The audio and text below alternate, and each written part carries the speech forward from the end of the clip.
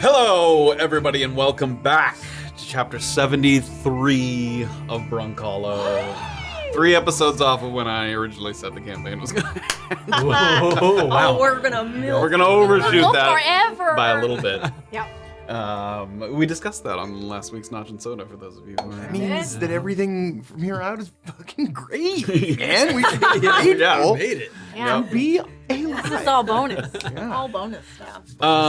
We left off last episode with an exciting test run of the Maven Mori firearm. A successful test run. A few dead Thieves Guild members littering the mountainside. And a couple other errands around town. We have some Tyruns doing some business, and then also some TC and Annabel shenanigans as we seek to tie off the Clinker Fort Contrition plotline. But before we get into it,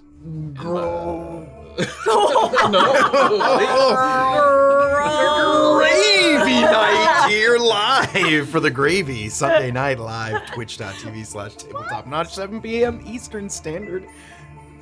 It is standard now. Yeah, it was daylight savings, and now it's not. I used to say that all the time, but now I'm correct.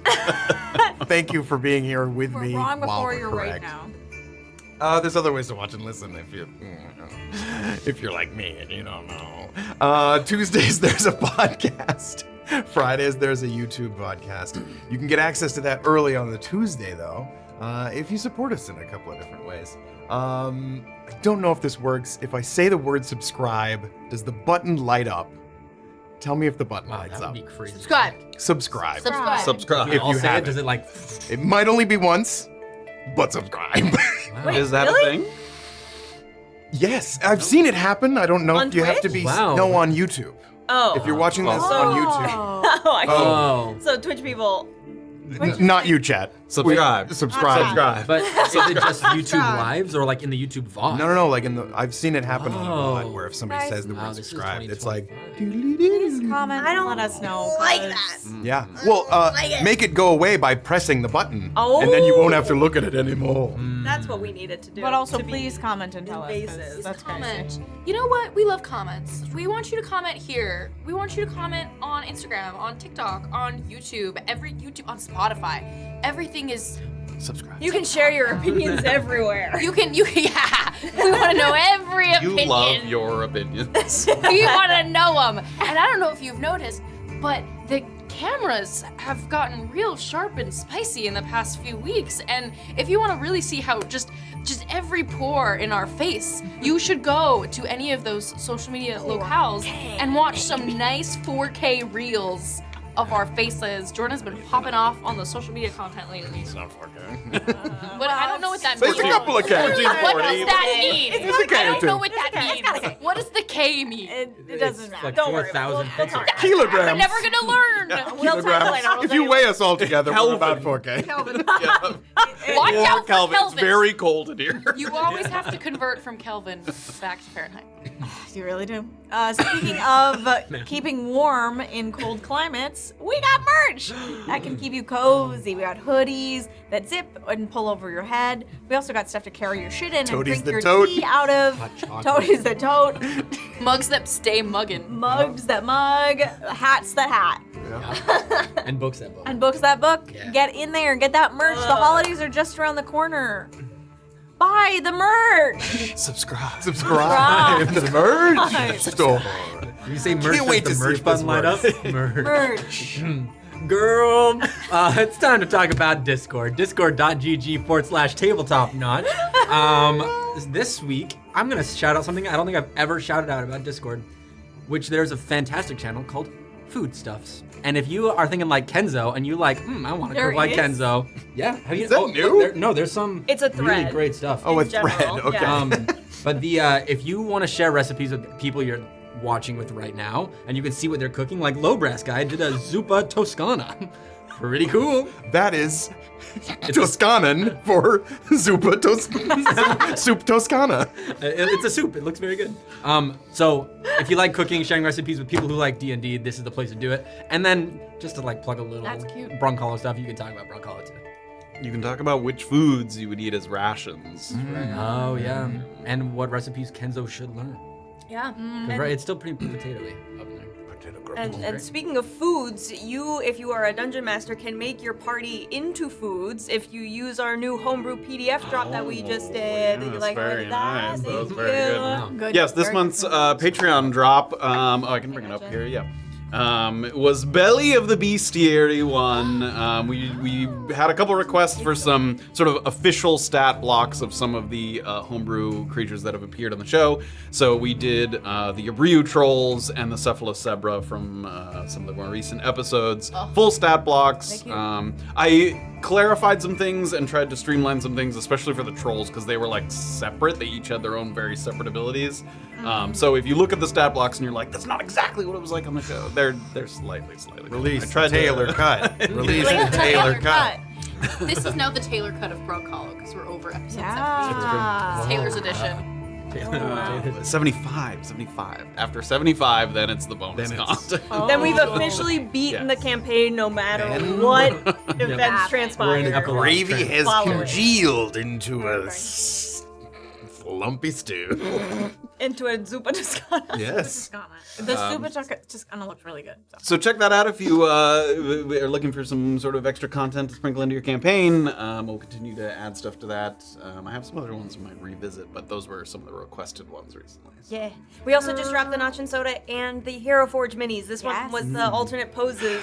We haven't seen TCs in action yet. Don't say what it Could does. happen tonight. Because But seriously, don't tell it. don't tell it. All I saw was a close up of the face where I was doing something. Something that made me very uncomfortable. So we'll have to get into combat just to see how it plays out. Get in how there. It goes down. But yeah, It's so- he's touching his nipples. Yeah. He's doing the turkey thing. You know, I tried. Steady aim. I really don't know. That made Look me into the nipples of uncomfortable. the future. Rocket's Modern Life, anyone? No. Okay. Lobresky resubscribed. Lobresky did 30 bits. Terrafe resubscribed. Semicobra gifted a sub. Lobresky 30 bits. Nice Big Rust did 173 bits. Look, Chukakabra resubscribed. Told by Smallbird 10 bits. Lobresky gave out a sub. Thank you so much. True God of Death resubscribed. Olive Branch resubscribed. Amazing art by Olive Branch in the Disky too. Defenestration enthusiast. There we go. Excellent work. Resubscribe. Thank you. Great work. Master Dark 100 bits. Lobresky two subs. Oh geez, Wolves resubscribed, Redbird resubscribed, Somber resubscribed, Undisputed Tango resubscribed, Lobresky 3 community subs, Lobresky get out of here, Adria 25 bits, Somber gave up 5 community subs, Dion Darman gave up 5 community subs, thank you so much. I'm just gonna keep going, FF resubscribed, Nice Big Rust did 200 bits, Joseph Ackerman resubscribed, Told by a Smallbird did 20 bits, and Lobresky did another 5 subs. Wow. Thank you guys. Thank you so much. Cheers. I believe also one more thing. Is that thing still in effect where the 5 sub thing is cheaper? It is not. Oh, it's not. Never mind. Then ignore me. Shut up. The thing. We can do it a couple more times for the year of 2025 for Oh, Twitch. So choose the stream. you choose like a number of hours to activate it, and then you can do it a number of times. So you can run it once for like 70 hours, or you can run it 7 times for 10 hours. I don't know. They made it very convoluted. They like to do that. Okay. So it'll be next time. cool. Sorry, gang. Thank you anyways. though. Thank you guys so much, so much. Awesome. All right, we've got some business around town to complete here in Brunkhollow, so we're gonna throw it over to the recap and the intro, and then we'll dive into chapter 73, Brunkhollow. Yeah, here we go. Oh my Long time. actual. Oh! Previously, on chapter 72, Shot and Bothered, Maeve gave us a demonstration of a newly finished firearm, and boy did it pack a punch! She wanted to practice with Kayt, but before that we figured now was the time to broach the subject of who exactly we were arming with these weapons, and reluctantly she agreed to allocate her arsenal to Izzy's recruits. Upon returning to town, Annabel witnessed the arrival of Gabriel Hockney and Keaton Kuyan, important figures from her past that were here with a particular task they had in mind. They wanted her to kill the cleric, but they wanted her to do it by utilizing an experimental potion that may or may not be completely safe to consume. While Doxley and Illien ran errands at the music box and Good as Gold, TC got some intel from Daphne that clinkers were hiding out nearby waiting to make an arrest. But it was along the Recluse that the fighting broke out first because Kayt's past misdeeds had come back to haunt her, though more than anything it was a chance to put the firearm to the test. In Annabel's quest for power, does the hag or the potion pose more of a threat to her well-being? And will Niall appreciate Doxley's gesture or be driven to madness by Wooly's bardic buffoonery? Stick around and find out in chapter 73, Brunkhollow. Ooh, takes a while to get your bearings back. Oh.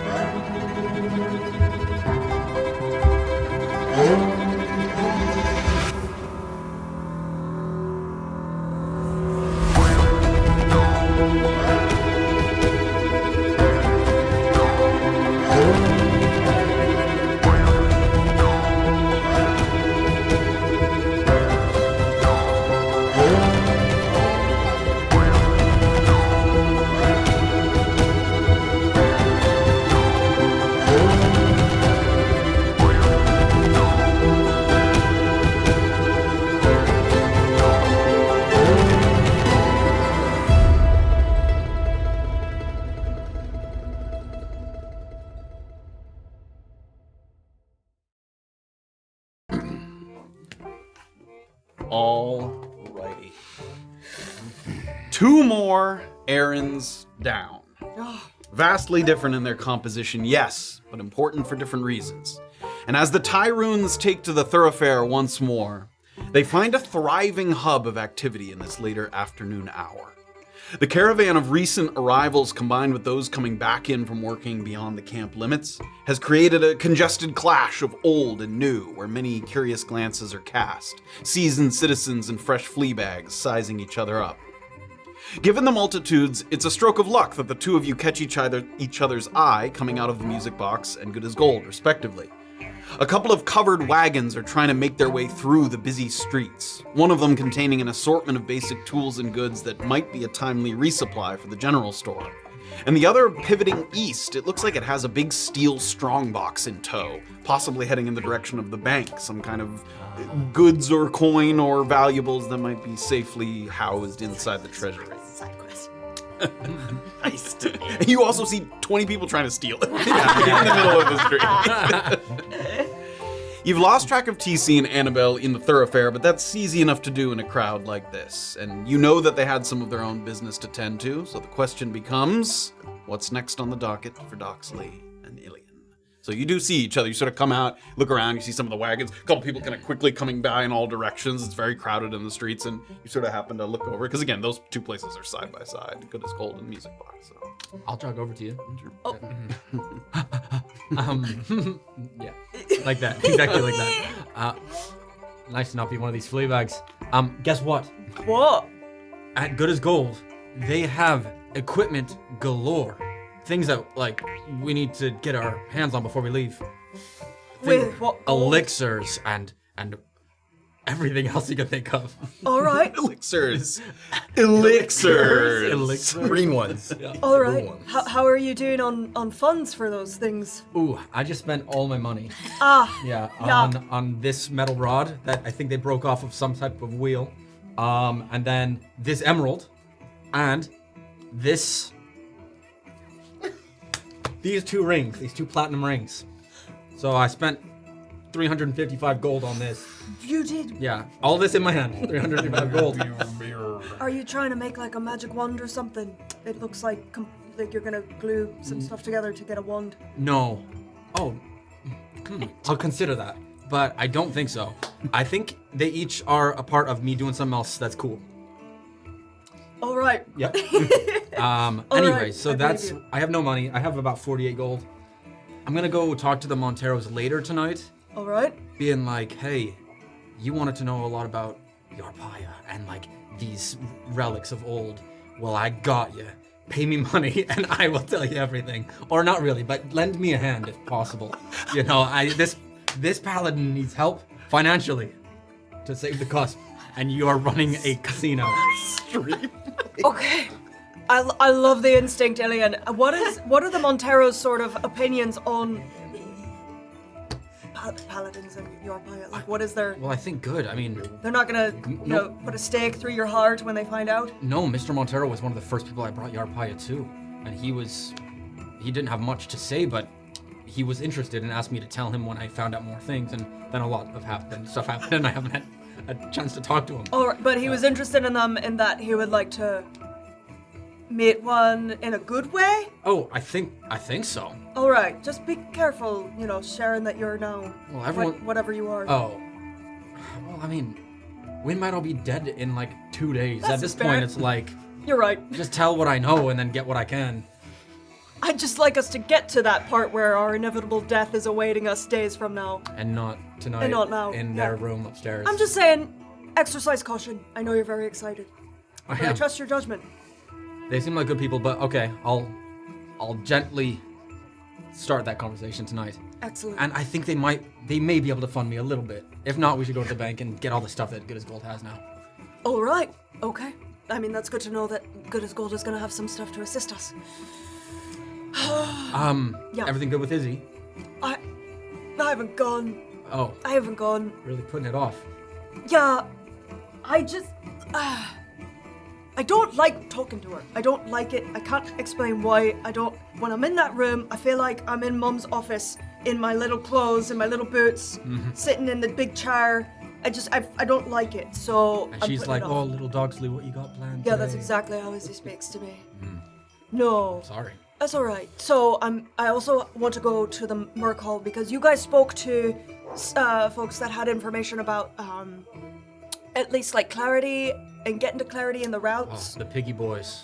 Or twins. Excuse me? There was a boy and a girl, right? Why are they pigs? They were boys, but they were twins. Oh, they were twins, both two of boys. They had a piggy bank. They said one for the piggy. Oh, all right. Oh, so okay. So You'd pay them and all right. I was gonna go get information from them, possibly about the surrounding areas. maybe where Bison is. Are we still trying to do that? I think we know where Bison is. If at the very least Izzy will, she'll have a better sort of gauge on where he is. Wait, so why surrounding areas? Oh, you mean of where we're headed? Of where we're headed, yeah. Okay. So that we can at least tell if we enlist other people to go and we can't escort them ourselves. We can at least say it's near these landmarks or something. Yeah, that's a good Instead point. of just being like, head north, and if you get hit by a demi-hag, then you know you're in the right spot. Smart. Okay. Alright, what else do you have to do? Not much. I was gonna run to the Doc's place to see if I could get my hand on some licorice root. I feel like I need that. But Okay. I think I'm gonna pick up Jonah first, because I'm still worried about him being alone if Maeve and Kayt are out in the wilderness. If he's just alone and for some reason Rummo's still in town and wants to kill someone that I care about. So I might go pick him up and we'll run an errand together or something. That's cute. Alright. Have you had any run-ins with somebody in Brunkhollow named Langford? Anybody? Not ringing a bell? I really don't think so. All right. If it was like a week and a half ago, and I don't remember what happened back then. That's fair. Alright. Cool. Thank you. Is this someone that can help us? No, I'm looking further down the line. Past these 2-3 days? Yes. Wow, that's the spirit, Doc. Thank you. That's great. That's what we need to focus on. Thank you. Yeah. Yeah, so... Yeah, I'm gonna keep cooking. Well, do you want to walk the same way? If you're heading to the Merc Hall, stop off at Maeve's and Alright. we'll catch up later. Sure. Okay. All right, let's go. Let's go. Yeah, start to walk in that direction. Was I mean, Maeve's place is not that far. Get over to the river there. You can, again, sort of crowded moving through the streets here, but it's also a little bit of excitement. I mean, Yeah. even there's some skepticism, raised eyebrows, but also some curious people sort of, checking out who's new, who haven't not seen before in town, trying to see the sort of new fish. And as you move down toward the river, you can see the water wheel turning. You can hear it. And there isn't anyone kind of waiting there. The door still has the notice that's been posted on it for a while. There is some light coming from the interior, so you're not sure if Kayt and Maeve have returned or if simply Jonah's on the inside or something. So, but you do see light coming from the inside. The two of you get there. It's sort of right before you get to the bridge that crosses over the river. Maybe tonight we'll see some fun faces appear at the Paramount. Come on out of those caravans. Some new faces. Oh, sure. Yeah. I don't know. Possibly. Just thinking out loud. That one guy looked kind of, maybe he'd like to have an arm wrestle. He looked like a big figure. Is that how you're gonna get your winnings if the Monteros deny you? Maybe that. And then if the bank and the loan, the interest is too high and it makes me uncomfortable, we might be dead, but it doesn't matter. Then I'll go arm wrestle You someone. keep saying that we're gonna be dead, and it's not really instilling the biggest excitement in me. We'll probably be fine. I'm just preparing, hope for the best, prepare for the worst. Preparing that we'll all die, but hope that doesn't happen. All right. Take out a loan, but not too big a loan, in case you default on the loan. Yeah, exactly. Okay. Okay. You survive. So you're going. This is it for you. I say big low. Oh, you mean You're stopping hanging off? out in here? Yes, Okay, I'm great. hanging out here. All right. See you in a bit. See you in a bit. I'll head and knock on Maeve's door. The door, and you're heading over the bridge there. Yeah. Great. sort of split up there for a moment. Or we're going to head over to the Shining Creek for a moment. And some part of this little detour you might have expected. There was always going to be some manner of reckoning for what happened at the Nightingale. And it was just a matter of whether or not Fort Contrition had the resources to track down specific targets when there was so much unrest in their own backyard. But Daphne's given you an opening to perhaps close the book on this little troublesome arc. If it becomes too costly to persist, too costly to continue to try and track you down, they may simply have no choice but to kind of cut bait and abandon the hunt. You start down the western bank of the Shining Creek and you head south into the valley. And you quickly divert into the woods as soon as you leave Brunkhollow's buildings behind so as not to be out in the open for prying eyes to see you as you're heading down. Unlike the slow, snaky meandering of the recluse that you walked along to meet up with Maeve, the Shiner zigzags harshly back and forth, kind of battering the rockier edges and the terrain dips. A louder roar with less persistent fishermen trying their luck. So you'll see a few people here and there, but the recluse had quite a few people fishing in the calmer waters there where it was easier to sort of wade in. And it's easy to stay quiet as you travel, at least relative to the river. It's making such a sort of roar, a big hush. But you know that the same advantage can cut both ways. So luckily with TC already on the lookout as you were leaving town, you're reasonably confident that you weren't followed. You were able to spot maybe one or two suspicious looking people as you were moving through, and being careful to make sure that none of those people maybe were keeping an eye on you as you exited out of town to the south. You're pretty sure you weren't followed, and you spare a look over your shoulder every now and then to sort of reiterate that confidence to yourself. You put more of your focus on making sure you don't run into someone that's maybe making their rounds or relieving fellow undercover agents in town. Anybody who's heading back into town who looks out of place, not necessarily with the same kind of gear or tools or equipment that you might see of someone working in the download. He looks okay. You guys are walking for a little bit here just outside of town. We're cool. We're not twitching. Do we have any idea, Matt, about how, do we know how long the walk is going to be over A here? little under an hour. Yeah. Under an hour. Yeah. I had an idea of that, When we hit about 20 minutes out of town, I think I'd like to cast Pass Without a Trace Okay. on us. Why don't both of you give me stealth checks? like that. Just coming out of town. This is pre-Pass Without a Trace. Okay, Oh. great. Boo. 23. 19. 19, right. As quietly moving through the wooded ridge, sort of ridge line there, and where the it slopes up as it gets further away from the river. You kind of keep a high vantage point so you can see down. A couple times you will see some fishermen who are a little more seasoned sort of wading into the rougher waters, and you can see where there's a couple of these smaller plunge pools because it kind of dips off. They're not like true waterfalls, but little dips in the terrain, and they kind of wade into the areas where the water is swirling in little circles, and they're fly fishing, so they'll kind of cast it and then they'll drag the little lure across and kind of wait for a bite there. A couple of them you see, and give me perception checks, both of you as well. 21. I never see you roll. 24. 24. The ones that you see, the fishermen that you see, which are some of the first people that you see after leaving town, these ones have quite a bit of gear on them, and as you watch them fish there, wading into some of the rougher waters, it's a practiced hand. These people do not seem like they're sort of faking fishing, waiting for someone to come. Learned how to fish for 2 years for this job. For this job. No, they seem like the real deal. So you sort of give them a skeptical look, but in fact, a couple of them kind of see you on the banks and sort of give you a wave and then go back to their business there. And then it's been 15-20 minutes, so you can cast Pass Without a Trace. Okay, so now it's plus 10 to on top of your other shit. Familiar at this point, but still gives a Don't finish. bit of the Don't. zing around the. You really do have a way with words, Mr. Welker. Thank you. I'm laughing at myself too. as I reminisce of the letter I sent to the warden when I got back. God. Wonder why I even bothered.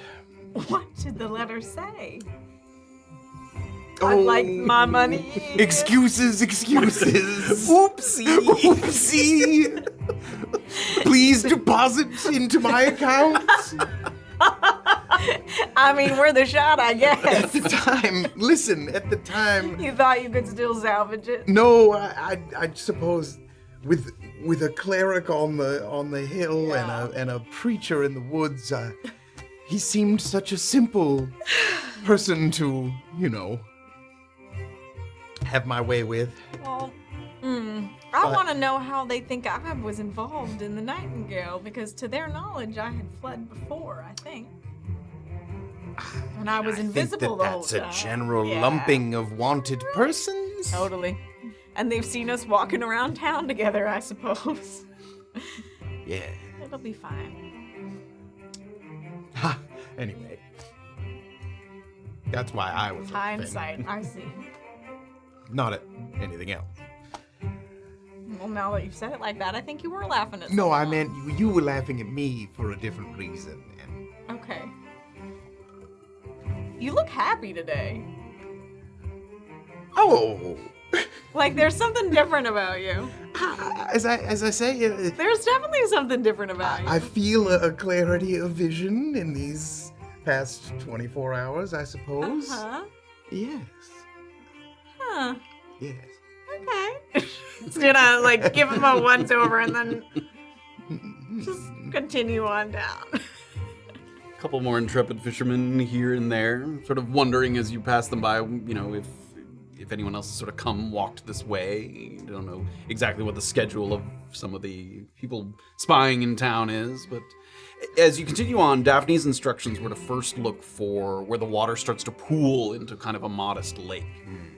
And after shuffling down a few awkward, thicket-laden slopes to avoid where the trails are more open,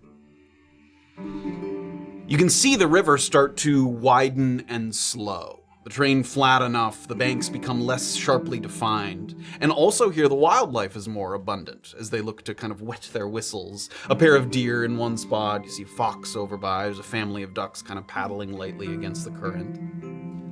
A couple of 100 feet in the distance, it rounds out into a lake-like formation. It's not kind of a true lake, but where the water sort of just spreads out, where the banks aren't sharp enough to kind of keep it contained. And it looks, from a distance like a little modest lake. While this isn't where the outpost is supposedly located, that's a little further past this, it probably is a good indicator that now is the time to be extra cautious about not being seen. So far, so good. It's all animals, no people. Clinkers or otherwise. And from here, you've been told to head southwest. So on the opposite side of the little lake formation, it kind of converges again and then trickles out the other side, even heading further down the terrain. And as the terrain drops, you know that tensions might rise a little bit. One slip up, maybe. You don't even know if your quarry is necessarily primed to attack or simply on order to flee, so anything's sort of on the table. So you just, every step counts, everything careful, everything measured along the way. Daphne's Trickle, Okay, as she described it, I see. southwest from here. Okay. So, not too far? No, We'll be extra quiet. but we are getting close, I think. Okay. Lead the way, Mr. Welker. Give me another round of perception checks. 24. 26. Great. As you guys start to circle around this little natural reservoir, you see some quick, blurred motion in the branches up above. And you realize it isn't just the banks where the most wildlife is concentrated. Up above, there's dozens of little striped brown owls, no bigger than a coconut, and mostly doing an excellent job staying camouflaged with the tree bark. These are pygmy owls, and they're a species that is sometimes even active during the day. They're a little sort of not necessarily fully nocturnal. And some of them kind of tilt their heads with curiosity as they see. If you were to just look up and not really sort of focus in, their camouflage is excellent, like little brown and white stripes that sort of blend in with the bark there. And at first you think you see like one or two, but there's like quite a lot of them. They're like really dotting the trees in kind of every spot there. So they're all kind of looking down. You see them kind of turn. Occasionally one will move. And every once in a while you can hear like a little maybe you don't hear a little. There. Nope, I lied. There you go. Delightful. This reminds me. I'm gonna ask Hecate mentally to scout up and see if she can spot a stone structure and maybe some dudes down there. Okay. Just let me know. As the bird flies up, you can see the owls kind of follow it up to the top of the canopy there, and a couple of them kind of shuffle a little bit. There's like a little agitation, not like angry agitation, just like sort of rustled, like curious agitation. Yeah. And as Hecate sort of disappears kind of up above, and it takes a moment, and then sort of comes back down. And again, as it comes through the trees, there's another kind of... And communicating through sort of telepathically with the creature, you get the sense that another 200, 300, 400 feet, there's going to be another sort of water basin, and that there seems to be a structure of some kind down there. She says maybe 200, 300, 400 feet. There's another water basin, and then there's a structure down there. So we're close. Amazing. We're real close. Now, I don't want to make any assumptions. Could that delightful beast translate for you? Can it speak with other birds? She's not a bird. Right. She's a fae creature. Yeah, in the body of a raven. Just wondering if it could make friends and I don't we think could so. tell what they've seen, no? No, I don't think so. But Hecate just looks like a regular old raven. She can fly up ahead and scout for us. On that note, not that I Tell think... me how many people are there and all that. Not that I think anyone could measure up to you, as it were. Would you be able to tell if any of those are more like that than they look? Oh. Can I, see if I notice any? Give me a nature check. Like, less bird, more else? More fake Can you clockwork bird. Can you smell it? One of them has a little wind in the side. Yeah, exactly. That was very bad. That was a 7. 7. I mean, as far as you can tell, it's just a flock of pygmy owls. And you do get the sense that the more that you kind of walk through the little woods here, they're kind of going from branch to branch. Not like they're following you, but again, more out of curiosity. And it crosses your mind to be careful that you don't want to make a source of noise that would cause like a sudden flock of birds to fly, because yes, that would be very visible from a distance. So. I can't tell. It's not like I got a spell that shows me sight to reveal something or anything like that, although those theoretically are possible. Well, I suppose they could work as a signal for us in general. Let's get a little If we wanted closer to either make them disperse or if we Sure. wanted to see if somebody else did. Yeah. If we get closer, Hecate can communicate within about 100 feet of me. With so... you. Not with them.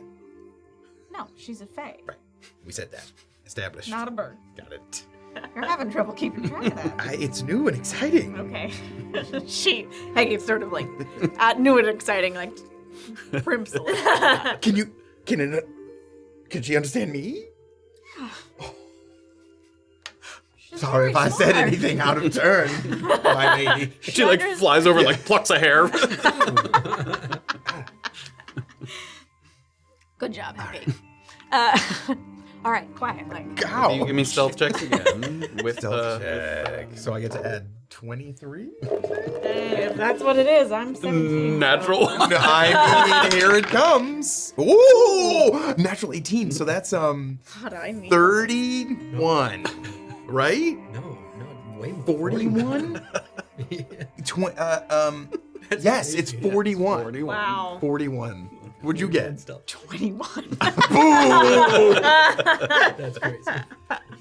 Yeah, You proceed very cautiously, and Yeah. part of the caution is definitely the birds above. They seem like no threat to you at all, but again, disturbing a flock like that could certainly draw the attention from a great distance, whereas some other smaller, even like stepping on something wouldn't necessarily, someone wouldn't hear that, but they'd see a big sort of group of birds moving. So every time you sort of move and a little bit of crunching ground, if you see some of the birds sort of disturbed, you sort of wait for a moment and continue on just to make sure nothing untoward happens. Follow that outflow on the opposite side. It's less than 10 minutes before you can start to feel the ground getting softer underfoot. A similar sensation to approaching for TC, or leaving, both of you, the Montero's Tavern that was taken over by Nilbogs once upon a time. Not quite as dramatic a shift. It's not quite as sort of soft and marshy as it was there. These stretches of land are some of the lowest points in the valley, and the soggy soil collects and clings to the moisture with ease, especially after a heavy rainfall, but conditions have been fairly dry over the past couple days, so the terrain isn't impeding your progress. And soon you discover the next part of Daphne's directions, which is that you start to see a bevy of beavers floating in the slow-moving brook. And it seems that everywhere you look, there are chewed and clawed tree trunks, little pieces that have been chewed at or sort of taken out of. And around the next bend, you can see one end of a very impressive dam that stretches from bank to bank that's been built across here. It's right by this dam that there's also what remains of a smallish stone structure. It's obviously abandoned, with one portion of a wall is like crumbling down and feeding into the river there, after whatever attempted project failed to hold up to the elements. Right away you notice that for all of their free roaming, the beavers are keeping a bit of a distance from the structure. And that combined with what you think might be a couple of horses, which could be wild horses, but your instinct tells you not, hitched sort of on the far side near the trees, sort of tells you that you might have found somebody's hideout. So you're seeing this all kind of from a distance here. Okay. About how far out is it? It's still a couple 100 feet. Go ahead and turn your monitor. Oh. Take a little look at what we're looking at here. The mush and the beavers. A bevy of beavers. Daphne's beavers. Her tinkle wasn't enough? Trickle. See. Her mush. Hate you. Annabelle's just shaking her head. Annabelle, did you hear what I said? Did you catch that? I got you. Okay, let's actually go. Oh, fine.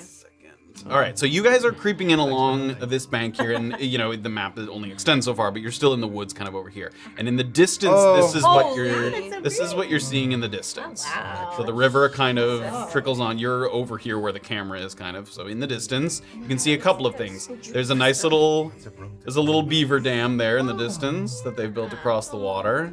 And then this kind of stone structure that obviously kind of collapsed partially into the water. And then on the far side in the little woods over there is where you saw a couple kind of horses roaming about. So possibly, again, theoretically could be wild horses, but feels unlikely to you. So But they look like hitched? They look like they're... they're moving around, but they never stray too far from one area. It's hard to tell if there's a hitch, but it's conceivable that they could have one. So. bucket of grain. You don't see anything like that. There's nothing that's been left behind. Okay. So that's what you guys are seeing. Shall we creep a little closer? Approach from the... What's that? Sure. Let's do You're it. approaching from the north. Well, approach Not from from this the, angle? yeah, from exactly the direction that we are. Yes, I think that's the same. Oh. The compass. So this direction is north, right. which is where they're coming from, and they're heading south. Approach in a southwardly direction. is what Oh, it said. wait, when you say approach from the north, does that mean you're I said heading it. north? No, Oh, you said it.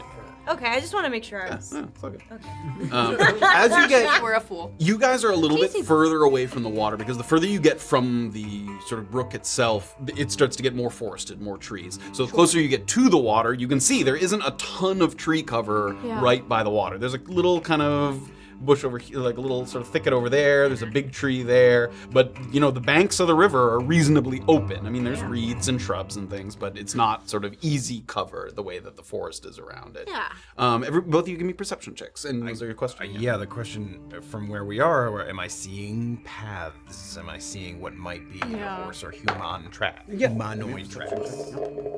Perception. 18. 22. Okay. A couple of things.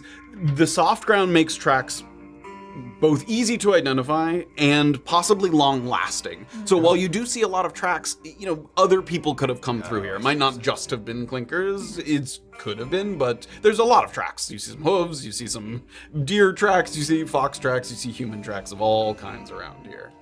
There's got fox in their employ. There's a couple of things to notice with those perception checks. As you get closer to the water, sort of little to no cover, depending on which angle you're coming from. Could be difficult, depending. Sure. Any a couple times you will spot, as you creep ever gently closer, a couple of people poke their heads out. And they seem to have not sort of registered your presence or anyone's presence at all. One time, one person kind of comes out and just washes their hands in the water there, sort of looks around, goes back inside. You guys kind of wait and observe. Another time, another person comes out, kind of looks around, walks up to a tree, takes a piss, Who? turns back around, and that was, 10, 15 minutes later.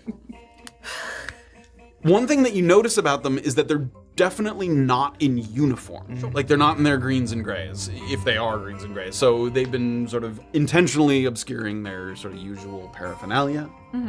They've been traded out for some very simple garments, trousers, suspenders. In addition, as you're looking at one and then the second one that came out, another one kind of walks out on that little, he sort of walks out on this little sort of open part where the wall was crumbling. They kind of come out right here and just take a look. 3 different at least. That was at least 3 different people, sort of walks out and looks around. And the people that you're seeing, they do not look like Fort Contrition's sort of A-team, and they don't look like losers, but you've seen like Thornfields and some of the other like emergency response units, like some of the like heavily armored, sort of fully decked out, and this is not them. It correlates with what you heard from Daphne, which is that these people are not here to like forcefully start a fight or maybe not even apprehend you. They're here to gather information. So they're not fighters. They're very clearly not sort of the best of the best when it comes to sort of combat expertise. You imagine that because it's kind of all hands on deck at the prison, some people might get roped into duties that could be beyond their usual capacity or their usual purview. And since this may be seen as a lower risk job because they were under orders not to escalate anything, they might have, been assigned to this post as sort of lesser combatants. If you wait a little bit longer, you notice at least 2 other people. You get sort of 10, 15 minutes go by and you've seen 5, you're reasonably convinced at least 5 different people. And usually they come out for a second and then go back into the structure. Like they're not just out and about sort of wandering around. Like it seems they have established this base of operations and they're kind of, they're not allowed to leave, but as soon as they come out, they go out to do something, wash their hands, get a drink of water or pee or whatever, and then they go back inside. So you really only see 1, maybe 2 at a time. Can I have Kayt fly up and see if she can see inside and what the layout is? Sure. Let's take a look at some. Because there's no roof on this thing, right? There is there's this part is collapsed, but there's a roof on this portion. On the other part, brightness up just a little bit. So this is again just that's 200 feet from the edge to there. So Kayt can fly over there. You just can't get a constant. If she fly? Okay, yeah. I'll send her over and just do a scout. She looks like a bird. So. Great. Yeah. So Kayt kind of flies, and you can see Kayt kind of circle around the building there. At one point, I'm asking her to look for entrances and exits, all that shit. Give me a full scout report, girl. Okay, little perch at one point, kind of up. She perches up here at one point while one of the clinkers is kind of out on the balcony there, and they look up and doesn't really pay much mind to it. Just kind of does another little circle, comes back to you. A little bit of information that they've relayed to you. At one point, Kayt flew to kind of one of the windows. Mm-hmm. They add another person to your report, adding a total of 6 sort of unique individuals. One thing that Kayt reports to you that's sort of interest and sort of curiosity about what you might be able to do with that information is at these, the main entrance is kind of underneath the building here. And there's no real doors or anything. This place was never even close to being finished. So there's just these kind of openings. There's a little ladder in the corner that might lead up to the second floor or whatever. One thing that Kayt says is that as it flew up to one of the windows here, there's 2 windows, one on the north side and one on the south side of this main structure. And inside the window, they spotted what looks like kind of a support beam that has these ropes and these rusted pulleys. And what this probably was is when the building was being constructed, that was used as a support beam. You'd attach part of the wall, people would haul it up, and then you'd lock it into place, and then you'd like pave it or anchor it into place. And normally when the construction's done, you would dismantle this sort of support beam and the ropes and things and take it with you or move on to a different spot. It never got to that phase. So there's this support beam and these old kind of dry sort of stringy ropes and these rusted pulleys, and all of them are still anchored to parts of the wall of this building. So that if these ropes snapped and the pillar cracked and like this whole building could collapse in upon itself if the supports were to sort of blow out there. Okay. Now that would there's tension on the rope? Yes, like the ropes are holding portions of the wall from falling apart. Well, this sounds very good. The only thing that sort of is in your mind is, again, it's very difficult to get close. It's wide open here. You'd basically be making, a very, very difficult shot from very, very far away to try and... How far would you say? From the tree?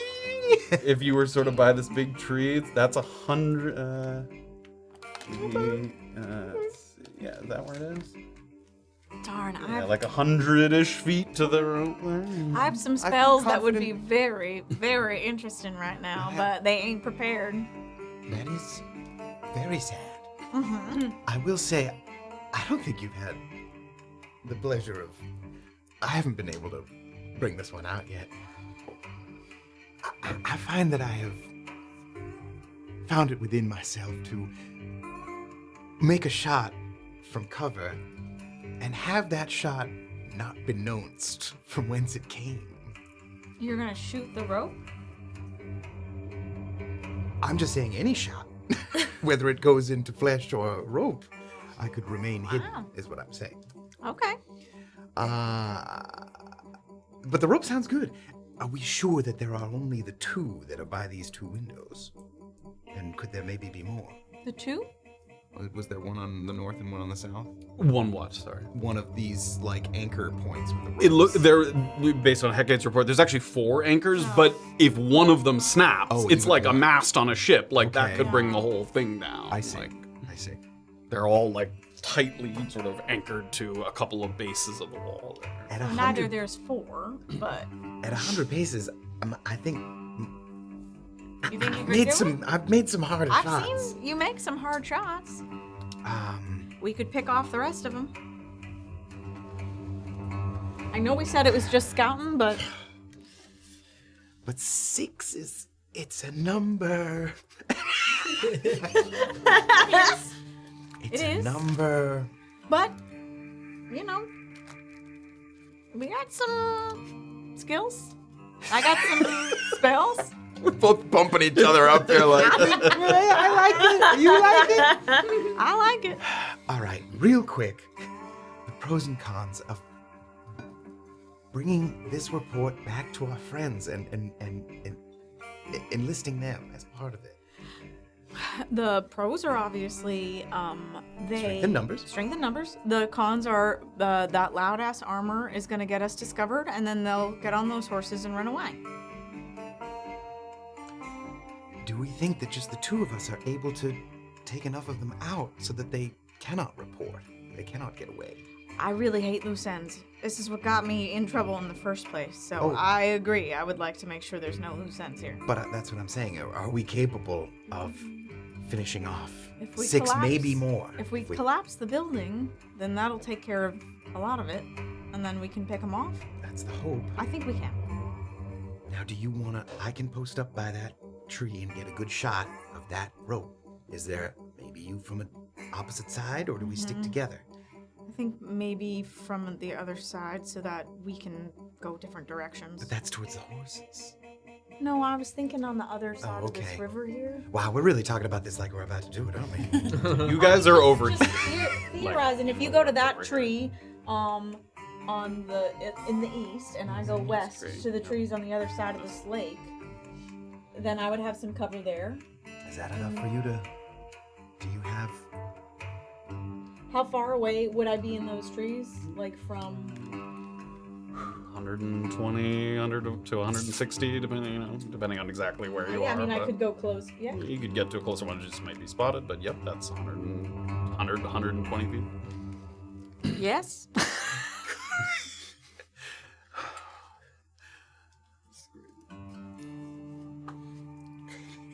Wait. Oh. Hold on. Oh my. Pass without a trace only works within 30 feet of myself. So maybe we ought to stick together so I can stay on this and then we can run if people go in another direction so that we can cover the exits. I just I'm very worry fast. about something happening on this side and them getting to the horses and getting away on the other side. I agree. That's what I worry about. If I cast Longstrider on myself, I'm extremely fast and I can get between. If you make the shot. Now, They the might shot- be confused and trying to help their friends. The shot's It'll made. buy us some time. What is the fallout? We immediately. I mean, heck, it sounds like she thinks it'll collapse, and then we go in there, guns blazing. God, I wish we had those guns. That'd be fun. That would be nice. We got our own shit.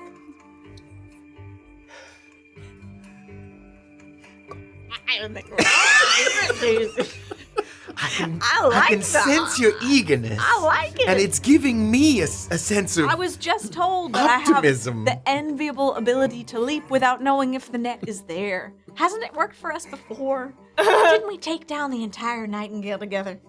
Come on, Steve. Why we're here.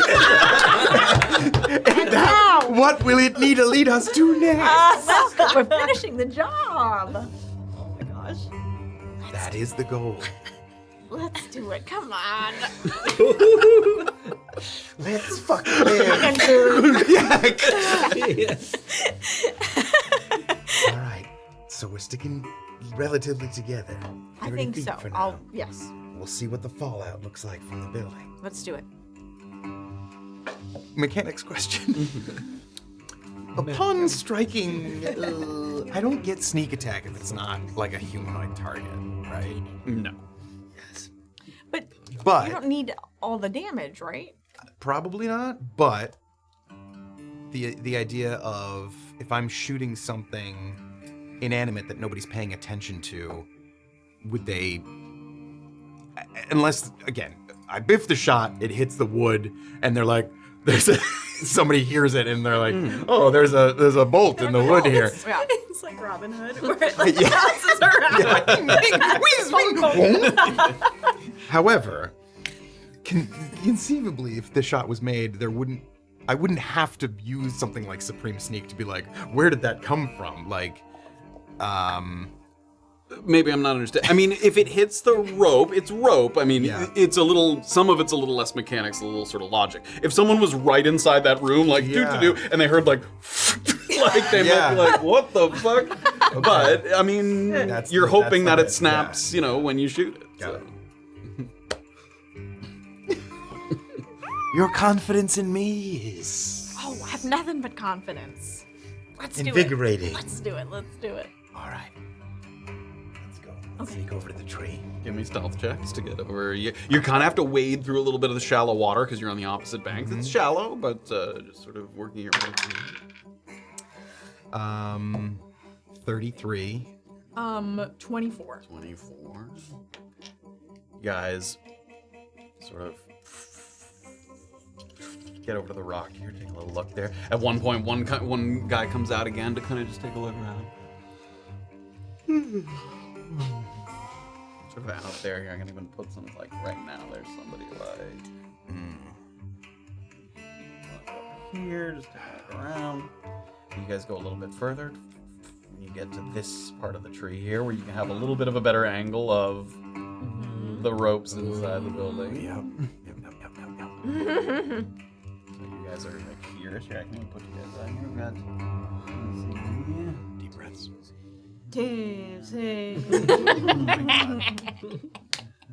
You hear? yeah, the two of you are sort of. Aw, this is cute. It's cuties. That looks cozy. Two cuties about to murder a bunch of people. Murder a lot of people. That's where you guys are. I wish I was Talon right now. Cozy, you mean? All right.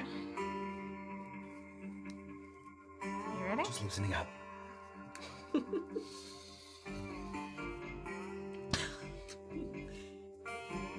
Take a position there, kind of take a knee, use the root of the tree.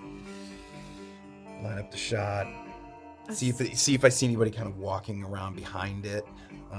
In the room with the ropes. Yeah. Give me a perception check to see if you can see somebody. Can I also look and see if there's anybody in there? 25. 25. That is 17. 17. As you sort of wait there for a moment, it seems more of the activity is on that lower level, where the sort of larger opening is. At one point, you think you see sort of a shadow in that room, and someone appears where that other guy was, sort of out in the, and you can't hear it, but it seems like they talk for a moment. Okay. And then you watch him disappear and then reappear in the room. You see shadows in the room, and then you can hear or kind of see the shadow, and it seems like he took the ladder down, so that more people sort of down at the base of the building there. Okay.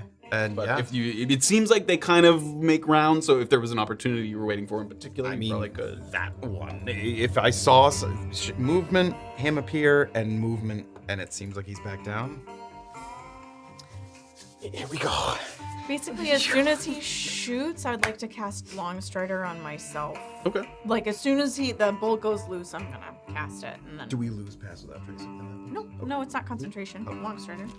I mean, just double check. Yeah. I mean, you can precast that, I think, if I'll you want cast to. You it don't now. have, yeah, I'll cast it because now. it's not What the fuck? concentration, I'll I just don't do think. it. Yeah. But And it pass lasts without an hour. trace is concentration. It is, Okay. yeah. I am concentrating Some other on it currently. Crazy Yes. thing. Okay. Yep. All right. Come on, TC. Are you steady aiming? I am steady aiming. Yes, I have got the steadiest of aims. Okay. So, that's it then. All right. I'm done. So you see lines of a shot. roll. You see the sort of strands of the rope, the sort of dry strands, a couple threads sort of sticking out, catching the light a little bit. Little opening egress in the window there. But before we do that, Oh my God!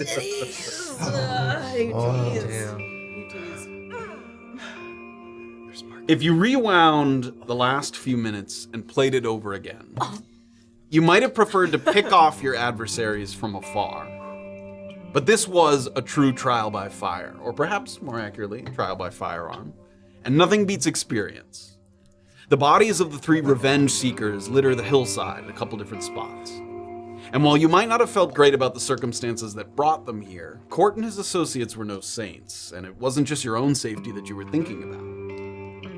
Speaking of which, Maeve was able to find a certain degree of focus during the fight, but you can see in the aftermath that she's breathing heavily, a little bit of color drained from her already pale face. And for a second there, she clutches at her chest, bunching up her dress as she kind of pulls the fabric between her knuckles. And after lowering herself down to take a seat by the water's edge, she places her feet in the cool water to offset some of the sweat on the back of her neck.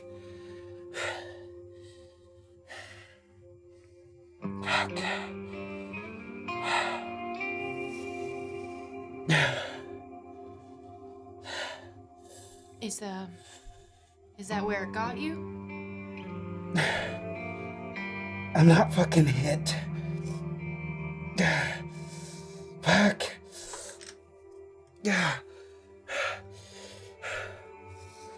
Haley, if you fucking die out there, it ain't my fucking fault. Fuck. These weapons ain't any fucking guarantee. Nothing is. And if you die, it ain't my fucking fault. Maeve, are you with me right now?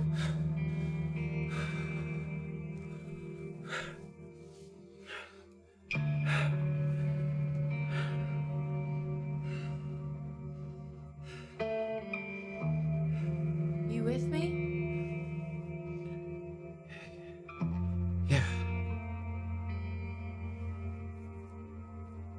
Yeah. Can I reach down to help, Okay. She doesn't take give her your hand or anything? Okay. Then I'll sit down. Fucking fine. Why don't you go root through some fucking pockets while I cool off? Okay. Did I hear her say Haley? You did. Okay. Okay. Then I'll leave her be for just a second, but keep an eye, periphery and go loot some bodies. Okay. Give me an investigation check. Okay. Fuck.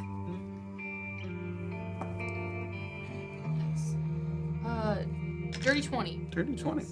couple things, just rooting through some basic, these are Thieves Guild members. They're not that far from town, home, so they didn't pack a ton of stuff. However, from the 3 bodies altogether, 44 gold, 7 silver, sort of a little over kind of 15 to 18 gold per person. They have some basic weapons and armor that you saw, but nothing that looks fancier. There's a crossbow. One of them had, a couple daggers and things. Yeah. Boring.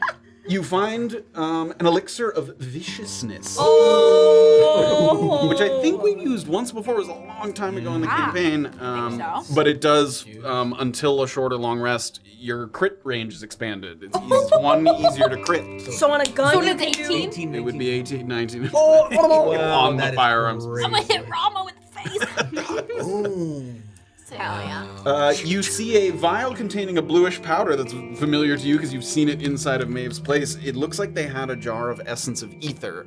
And as you Amazing. take that out of their Snort it. pocket, what actually the impression that you get is that maybe they intended to take you alive, and not to necessarily kill you. If they wanted to sort of Tits. a little retribution for their friends, they might have intended to sort of knock you unconscious. So this isn't what you smoke. This is like a super concentrated. That's the actual poison, yeah. The ether cigarettes that they smoke, you use a teeny bit of that and you mix it with other stuff, yeah.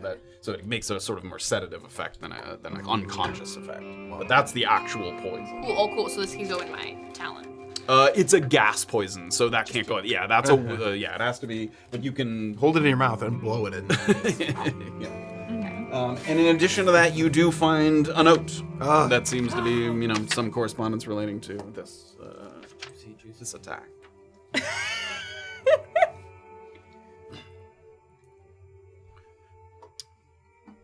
That face, man. There are initials at the bottom of this note that say AW. Unless that means something to you, I don't. I was like, tell me what it means, Matt. You And what? have at it. You didn't finish. You didn't finish. And would you like to spell out the name? Okay. I don't think it immediately registers for recognition. Those initials. I just had to think about what Annabelle's last name was real quick. Annabel Wannabel. Annabelle Waway. Yeah, well, Okay. I'm gonna fold up the note and put it in my pocket. Never mind. Having a great time. And then I think there's some blood on maybe my face, so I'll just on my way back to Maeve, kinda, Right there by the river. myself a splash, and then I'm gonna sit down next to her, just squatting. And she seems to have sort of caught her breath a little bit there, and she's sort of holding. She had taken a little rag there and dipped it in the water, and she's sort of holding that up to her neck. You should keep practicing when you can. But we ought to return to town before Jonah burns the fucking place down. I highly agree. Do you think you're gonna be able to make it? I can probably. I can fucking make it. All right. You know he's got a strange fucking fixation with fire. You know that, right? I was gonna tell you that the same way I had notes that I found for these, flash the gun. The reason I had to bring Jonah here was for some special unfinished notes for some kind of more powerful version of Alchemist's fire. Would it surprise you to learn that he had already shared that with me? No. She sort of nods at the firearm that's in your hand. I got a second one back at my place, and I got a belt that fits them both. And until I get the remaining ones modified to fit the Erics, those are the only two that fucking work. And they both have the sigil to prevent any unwanted operation. Mm-hmm. So we'll spend some time getting you attuned, and then you can take them with you. I'm sorry to ask, but are you fucking okay? I said I was. All right, but in a completely selfish, I totally don't care about your well-being way at all. I need you alive. I stayed along live enough to get you what you needed. You gonna tell me who Haley is? It's time for us to go back, I think. mentally, Kayt's gonna be like, I'm not done poking, but for now. She can tell. She's gonna, I know we have like all the stuff set up, so I'm gonna go grab like the targets and everything. And she kind of talks to you as you're gathering some of the stuff. When the Tyruns finish negotiating whatever ill-advised agreement that they came to with Izzy, tell her to send one of her little fucking lackeys over, Wade or Micah or whoever. We can talk about how I get her people the rest of the weapons. I ain't gonna hand them out in the fucking thoroughfare, so we'll have to pick a place to meet away from prying eyes. All right. I suppose all of this fucking exchanging with them will happen after you've already gone and up and left to do whatever the fuck you have to do to keep this place how it is.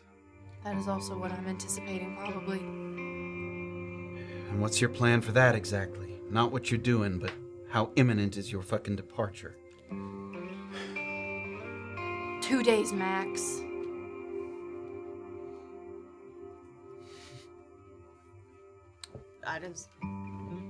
If I had anything else to give you, I fucking would. But I've been somewhat neglectful of my usual alchemical pursuits, thanks to a few special requests that came through. How familiar is Jonah with how these things work? Could he train people to use these as well? Can he be of help? The wonderful and horrible thing about these is anyone can fucking use one. Jonah included, if you're so inclined. You know, thinking about my little cousin having one of these is a frightening perspective I had not previously considered. All things considered, I'd say he had his eyes on other things. Like my fucking fireplace, for one. Bit of a pyromaniac, that boy.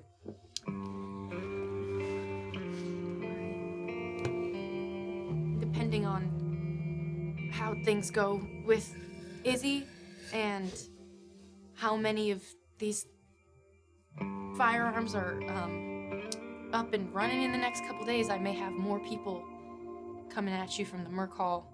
We'll see. I'll give him whatever I got, but we got limited resources. Ammunition more so than the guns themselves.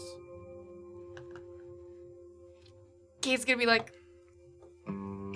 fighting whether or not she wants to bring it back up again, but is gonna go for it and be like, this isn't one of those things where you just were staying alive for one big old magnum opus kind of invention, and now that it's done, your health is just gonna start deteriorating, and all of a sudden I'm gonna come back tomorrow morning and you're gonna be lying on your fucking floor, is it?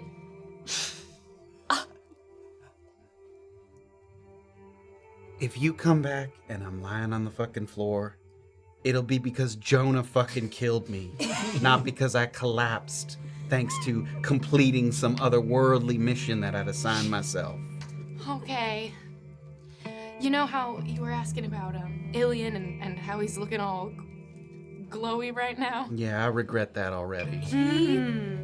I don't know what's going on with you, but if you wouldn't mind consenting to him making physical contact, he might be able to help. It ain't that. It's just something I carry with me. It ain't an illness, it ain't a sickness. With that, Kayt is like, understood, shutting off questioning. And will again reach out a hand to help her up.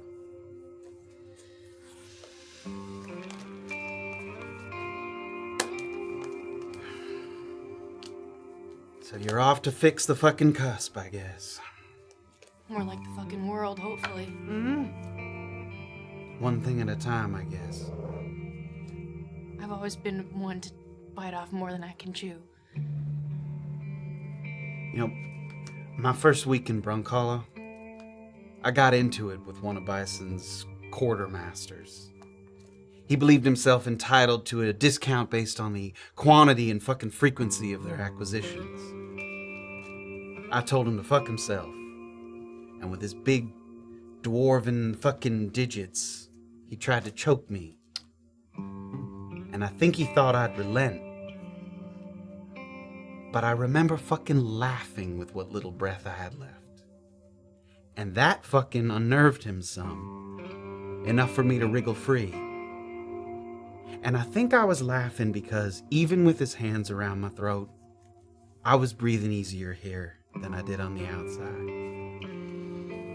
The cusp and Brunkhollow, it ain't much to some, but to others it's fucking everything.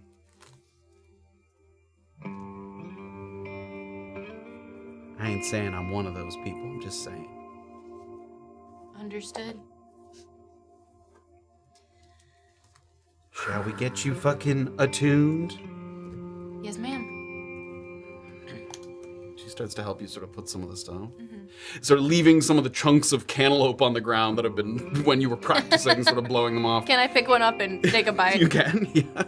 Tastes a little singed. Burnt. She leaves some of them on the ground for the forest critters to nibble on later on. Tosses some of the remaining churns in the back of the wagon, and the two of you start the long walk back to town. It's further than the rest of the party had to go because her desire to kind of practice down by the falls. And there's some long stretches of silence where there's little to do but just listen to the clatter of wheels kind of over the terrain. She pushes for a while and then you kind of trade off back and forth. That the whole time you're sort of praying that this investment of time and blood and sweat and tears into the development of these weapons, that pays off, you know, in the end. There's a lot that kind of went into this up to this point. When you can see the West End watchtower peeking out above the trees, you know that you're getting close to rejoining the fray of the thoroughfare.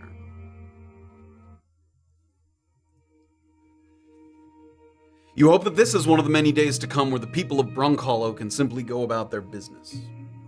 Frequently cussing at people to make way, Maeve maneuvers the wagon over the bridge before parking it outside her place, and then she kind of dusts off her hands and motions to the door. And the two of you, as you're standing there, it sounds like you see Maeve kind of ear perk up.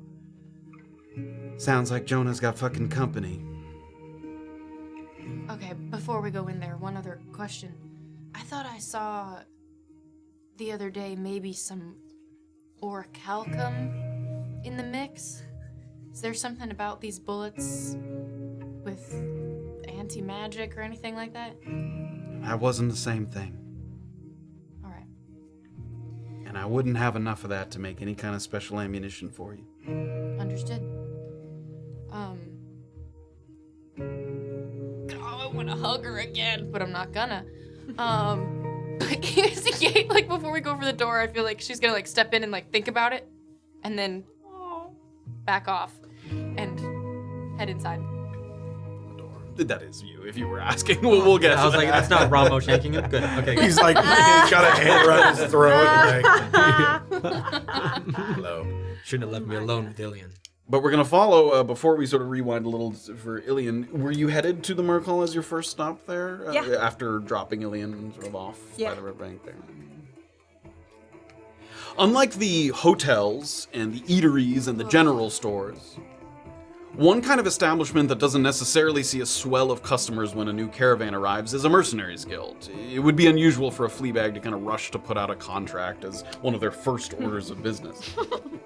Because of that, the Merc Hall is, at the moment, fairly sedate. There's a dozen or so hirelings occupying seats at these long tables, some of them shedding armor. Looks like they're coming in from the downwheel, maybe hunting or escorting someone as part of a contract. Daphne is in her usual spot behind the cage, and you're surprised as you look at her that the bottle of whiskey she's holding doesn't have steam rising from the spout because she looks incensed. She looks furious. And she's perusing some kind of letter or document that's sitting on the desk in front of her. So she's like grasping a bottle of some kind of spirits, and as she's reading it, you can see her. She cracks her knuckles over and over and tugs at her wrist wraps. Whatever she's reading has obviously pissed her off. Something about the content of the note is not sitting right with her. Like right away, she's not trying to hide that. You can tell that right away. Sometimes she moves to kind of rub her temples as she mulls over whatever it is she's reading. with obvious kind of leave me alone energy, you're not sure that you'd want to approach her unless it was important, which it certainly is. You can make that decision for yourself because you don't need her help finding the two halflings that have been described to you. You weren't there sitting down with them, but you've heard them described to you, and there are two halflings that, if they weren't wearing slightly different armor, could look identical, like so similar. The two halflings that you've heard of, Lex and Tav, and it looks currently like they're comparing maps and making notes. They're sharing kind of information cross back and forth with each other, and you can't see specifics, but at a glance you'd guess that the region they're examining is like far out to the east past Contrition, maybe like the Switchback Rapids, Bucklewood, Top Crest, like out in that direction. Just at a quick glance, it looks like it's kind of past the valley to the east in that direction. So you can see the two of them kind of there, or Daphne's behind the thing. She'll clock Daphne and maybe bookmark it for later, but she'll try to stay sort of on task and head over to the twins. Okay, so the two of them, right? They don't kind of see you as you approach, nor is it unusual for lots of people to come in, so they don't even kind of say anything. Yeah, I got that one already. Yeah, I saw that there, yeah. Now, when I was told there was a pair of handsome gentlemen giving out advice on what the downwield and upwield could consist of, I didn't believe it, but now that I see it for myself... Hello. Make a charisma check. I love it. Oh, amazing. Buckets of charisma. I can't wait. Okay. Oh my god. Charisma? Oh, that's a 3. Oh my goodness. Incredible. They sort of look at you suspiciously, and they're not like offended or anything, but they could feel that you're gonna ask them for something, and they sort of sense that. Yeah. Afternoon. Something I can help you with? Yes, my name is Doxley. Doxley Tyrun. I believe you spoke to my brother maybe a day or two ago. Hey, sounds familiar. Yes, well, he got some very helpful information from the two of you, and I'm hoping that we can continue this relationship. Was it he who called us handsome? No, it was others. You spoke to several members of my party, if I'm not mistaken. That's too bad. Have a seat. Should I pass along any information to him? Have a seat. I was hoping to get maybe a bit more information about a few locations I may be heading toward, but... One for the piggy. Oh my god. The piggy! Yes, so what is it, a gold per location? A gold per whatever we decide. Flexible men, are you? All right. Excellent. She'll put a gold in. It's a gold, right? Yeah. Okay. Just gonna keep track here. But we'd be happy to impart whatever expertise we can provide. Lovely. Do you, by any chance, have a sort of general map of Brunkhollow, since I'm not really going to be looking for, like, towns or anything with, like, a proper title to it? I'm looking at regions of... Got a loose idea. They take out a map that's Okay. Yeah. roughly, what you guys look at when you sort of have your map in front of you. Great. So, Doxley's actually going to start with... There's a location here on the east. If we're looking at, like, the constellations, I'm pointing at, like... Yeah, this is also the old... Here, let me bring... Oh, okay, That's great. like the older map, too. Yes, it is. Yeah. I've got several. Well, yeah, let's look at sort of... The Okay. proportions are more correct on one. Let's This look at- one, then. Yeah, I think... Oh. Yes. Yes. No, it's this one. This? Doxley shuffles through her folder. I know. Her crayons and coloring book. Alright, let's bring up this for a second. Okay, so you are pointing at which? I am pointing at that one to your right. This? Nope. Oh, not this? yes, not an actual point of it. Okay. That guy. Okay, sure. This is the one I'm most particularly interested in. If you could just tell me sort of what the terrain is like, if there's any spots for making camp for an extended period of time. Headed mighty deep into the downwield, are we? Yes, my destination is not determined yet. I was hoping to get a feel for maybe 4 different locations. Alright. Not too many people have headed out that far to the northeast. There's a couple of ways you can go. Are you traveling with fighters? Are you traveling with people who are friendly with the clinkers? Because anytime you go out east, you're going to run into some of the green and grey. That's an excellent point. I will be traveling with folks that may want to avoid clinkers. It may be a larger party, like a group of maybe a dozen or more. Some of them that can't fend for themselves, is what I'm asking. Some more intermediate fighters than others, yes. Well, I suppose you'd stick to whatever the clinkers have already carved out. Some of the bridges and tolls that they've set up. Right, so they may have, in that specific area, sort of settled in a way, or traversed more frequently. Not so sure about that deep into the downwheel, but in that general region, maybe not quite as far. He sort of gestures in the map to maybe here, Okay. because it doesn't seem like necessarily there's clinker outposts that far out. Got it. But they have bridges and checkpoints. and Yeah, stuff depending on where you somewhere. go. Yes, there's lots of little. Which again, you guys have passes. Some of you have passes that can get you across some of those with ease or with relative ease. Excellent. Names. And then just heading a little bit farther east, and she's gonna put another gold in the pot. And I'm gonna point toward that eastern star. Like this from Yes. way out here, yeah. Yeah.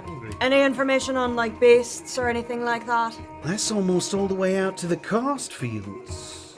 It's too bad you didn't cross paths with Ace Adams Rogue. She was obsessed with the creatures out there. What about them grabbed her attention? A lot of stone giants out there. Dang, pretty cool. Big creatures can be friendly if you have something to offer them. A lot of history with those peoples. How amenable are they to visitors? I would say if you got a good reason to be there, they'll hear you out. And if you don't, they'll squash you. That's fair. All right. Any large bodies of water if you were taking maybe, a group of 20 to 25 in that direction? There's rivers and lakes and ponds all across the downwheel between here and there. That's quite a distance. All right. She's gonna take out another gold. Next location there, and she's gonna start pointing at real points of interest now. Let's start with the place where we think the aperture is. Okay. Let's get the smaller here, but we're just heading up. Yeah. Well, for starters, to get up there, you're looking at what we either like to call the Sunken Expressway, or you go by way of Imar. The expressway's north of the Lookout Bluff. It's past Troglodyte territory, and Chittering Ridge, too. Like some parts of the valley, the terrain dips all the way down. It's got this kind of flooded quagmire. It's actually quite a sight to see, because the troglodytes built all these little walkways to make getting around easier. They're smarter than they look, when they're not stabbing each other in the back for a bite at the apple. And there's a third option too, I suppose, which is to follow the Petloni Sphere, go through the Rising Tiger, and then break all the way to the east when you reach the mountains. Now, that's quite a bit longer, but I figured I'd at least mention it, let you decide for yourselves. I appreciate it. If you don't mind rubbing shoulders with the green and grey, you can go up over the Imar Dam and continue till you get to the Bernadette. It's a big river where the surrounding grasslands grow ludicrously tall. It's like walking through a cornfield that stretches out for miles. It's a right pain in the arse to traverse that area, especially if you're seeking to avoid routes that take you past clinker checkpoints. So, there's a lot of good digs that contrition has laid claim to around there. So, they're sensitive to people who look like they might be trying to nick the mithril. On the other hand, if you trust your negotiating skills better than bashing a bunch of troglodyte heads, it's a hell of a lot safer than the expressway. When you say sort of like clinker bridges, territories, are you referring to locations where you would almost need a writ from the Fort Contrition men? If you want to use their crossings, yeah. Alright. There's probably places you can cross without it, but the Bernadette's pretty wide. You'd have to be able to know your way around a river to get to the other side. Alright. And then, as far as the destination goes, do you have any sort of general notes on what the terrain is like there? One for the piggy. Oh, it's not just about the location. If I want specifics, then. Yeah, we try to keep ourselves fed. All right. Look, no matter which one you take, the expressway or the Bernadette, you'll get dumped out into different parts of the Mayloon Basin. And that's Mayloon, M-A-L-E-U-N, Mayloon Basin. And he's gesturing on the map. So he was saying there's this route kind of up through A and B here, which is the Lookout Bluff, and then there's that troglodyte cave that you fought with Ace way back in the day.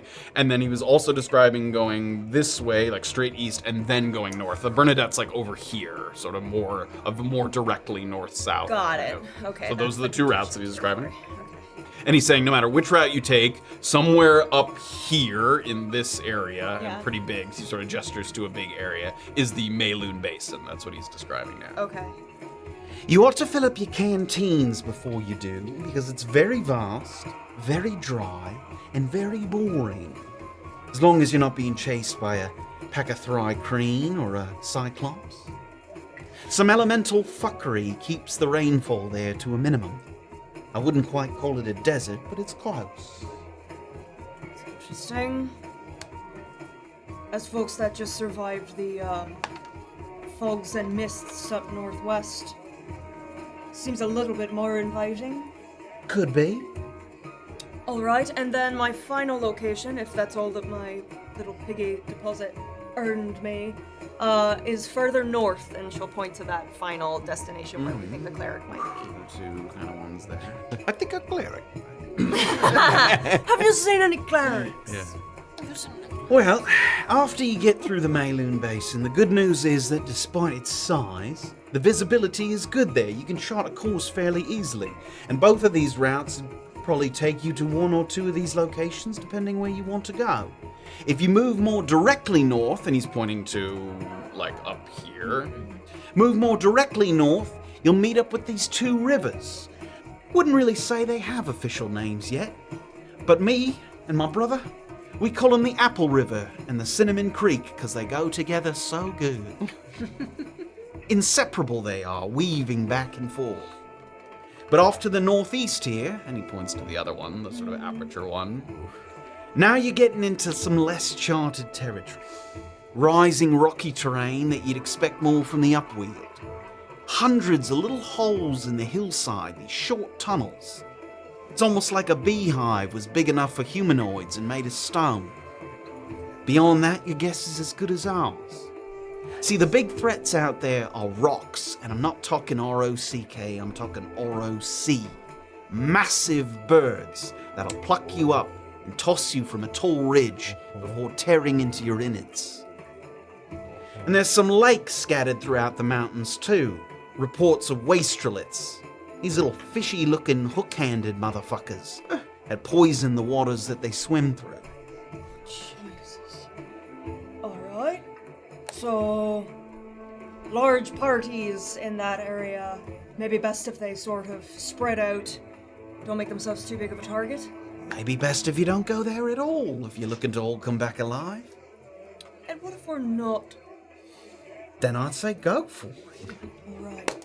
And then as far as that most northern territory, I've heard that there's some lakes with some islands on there. Have you explored that area much? Yeah, the apple and the cinnamon, they both sort of feed into a couple of larger lakes. They got some islands on them, big enough for that, yeah.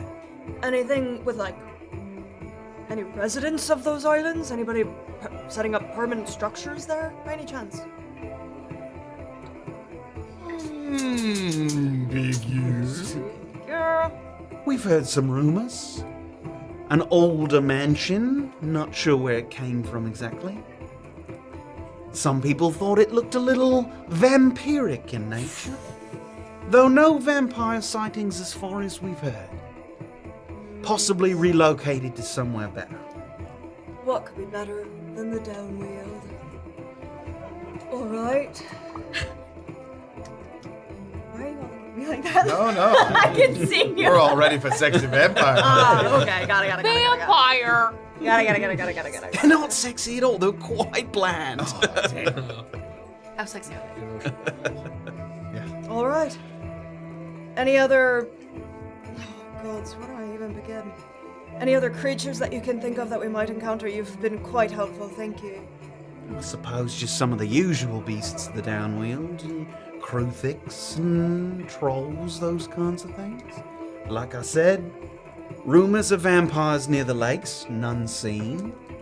Rocks and wastroliths near the other location. Thank you. Your information is going to be quite valuable. And there's a couple of little pathways that lead up into that little beehive, rocky-looking area. I can't say which one's better than the other, to be honest. They all seem to kind of head to the same place. All right. How long have you been in Brunkhollow, the valley, specifically? 4 months? 4.5 months? Quite some time. We've been around. Did you, have to come here? Did you come here willingly? He raises an eyebrow. Give me a persuasion check. Doxley's not meant for people. Aw. Persuasion. 4.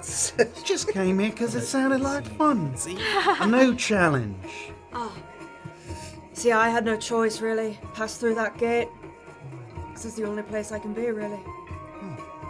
Sorry to hear that. Worse places, I suppose. That's what I was thinking, actually. All right. Thank you, boys. Anything I should pass along to my brother? Nah. All right. Enjoy the rest of your day. I'll get up. Yeah.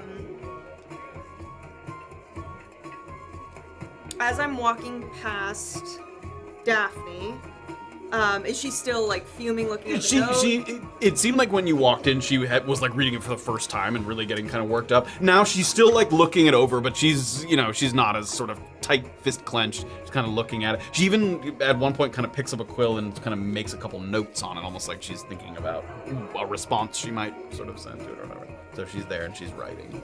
Okay, I'll go up since I'm feeling real charming today. I'll go up to her, like up to the cage and like kind of lean against it, not trying to peek over or anything. But she'll say just like, "I'm willing to burn it down if you are." Something in particular you're referring to? The mail house. Seems the only things that come out of there are bad fucking news. It does seem that way sometimes. I don't believe we've ever met, but Doxley, seen you in passing. Daphne, It's a pleasure to meet you. nice to meet you too. Sometimes you just get a letter that fucks your whole day up. Just the day. Fortunate, I feel like I've gotten one that just fucked my whole week. Let's hope it doesn't come to that. Something I can get for you? No, I believe our mutual friend Kayt will be popping by anyway, so I heard she was back. it's good to see her. Anyways, just thought I'd introduce myself. See you around. Goodbye. Back to writing. Alright, I'm out. Heading out. That's where we're gonna take a little break before we come back, where TC has been. Like, Annabel, don't rush me. Annabel's breathing in his ear. Stop hissing in my ear. And we will provide an updated map both to the table and to Discord or whatever with some of these new locations that have been discussed here. Sort of two logical routes, although the longer route that up the Petalonian Sphere. One route seems like it's a little more dangerous, sort of fighting monster-wise. The other one maybe tiptoeing around some clinkers. Those are kind of the two main routes heading up in that direction. But before we come back, we're gonna take a little break. We'll grab a drink and a snack, and then we'll pick it right back up there with chapter 73. Stay. Brunkhollow Powerball numbers ready! Think about becoming a YouTube member. If you do, you'll get access to moments like this. Don't worry about accents at all. Just worry about, like, personality types. Are they friendly to the party immediately? Are they suspicious? Are they, like, Are they sort of bombastic and gregarious? Are they loud? It doesn't take much to give the players the impression that you want. They will jump on that right away. If you are talking a little quiet, they'll be like, why is that guy so quiet and suspicious? Again, just a little hint of what you want the character to be goes a long, long way. We can get you access to Notch and Soda, but not for free. You have to pay for it.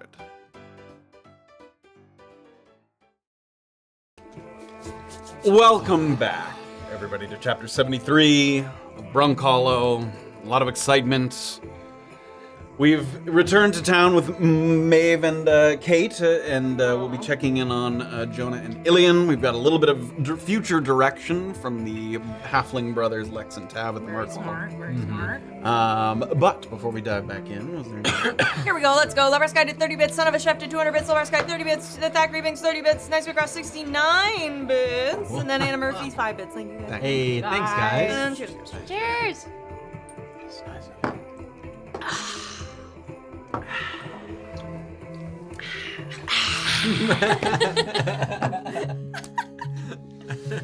As you watch Doxley disappear over the bridge, a couple of quick raps on the exterior door, ignoring the sign, engage for the day, get your shit elsewhere. A couple sort of quiet knocks there, and you hear a little bit of shuffling, and then the door opens just a little bit, and you see the face of Jonah kind of on the inside there. I know you. Yep, it's just Illien. Glad you're alive. I'm not really supposed to let anyone in while Maeve's gone, but True. you know. But Maeve and I are tight, so it'll probably be fine. Okay. All right.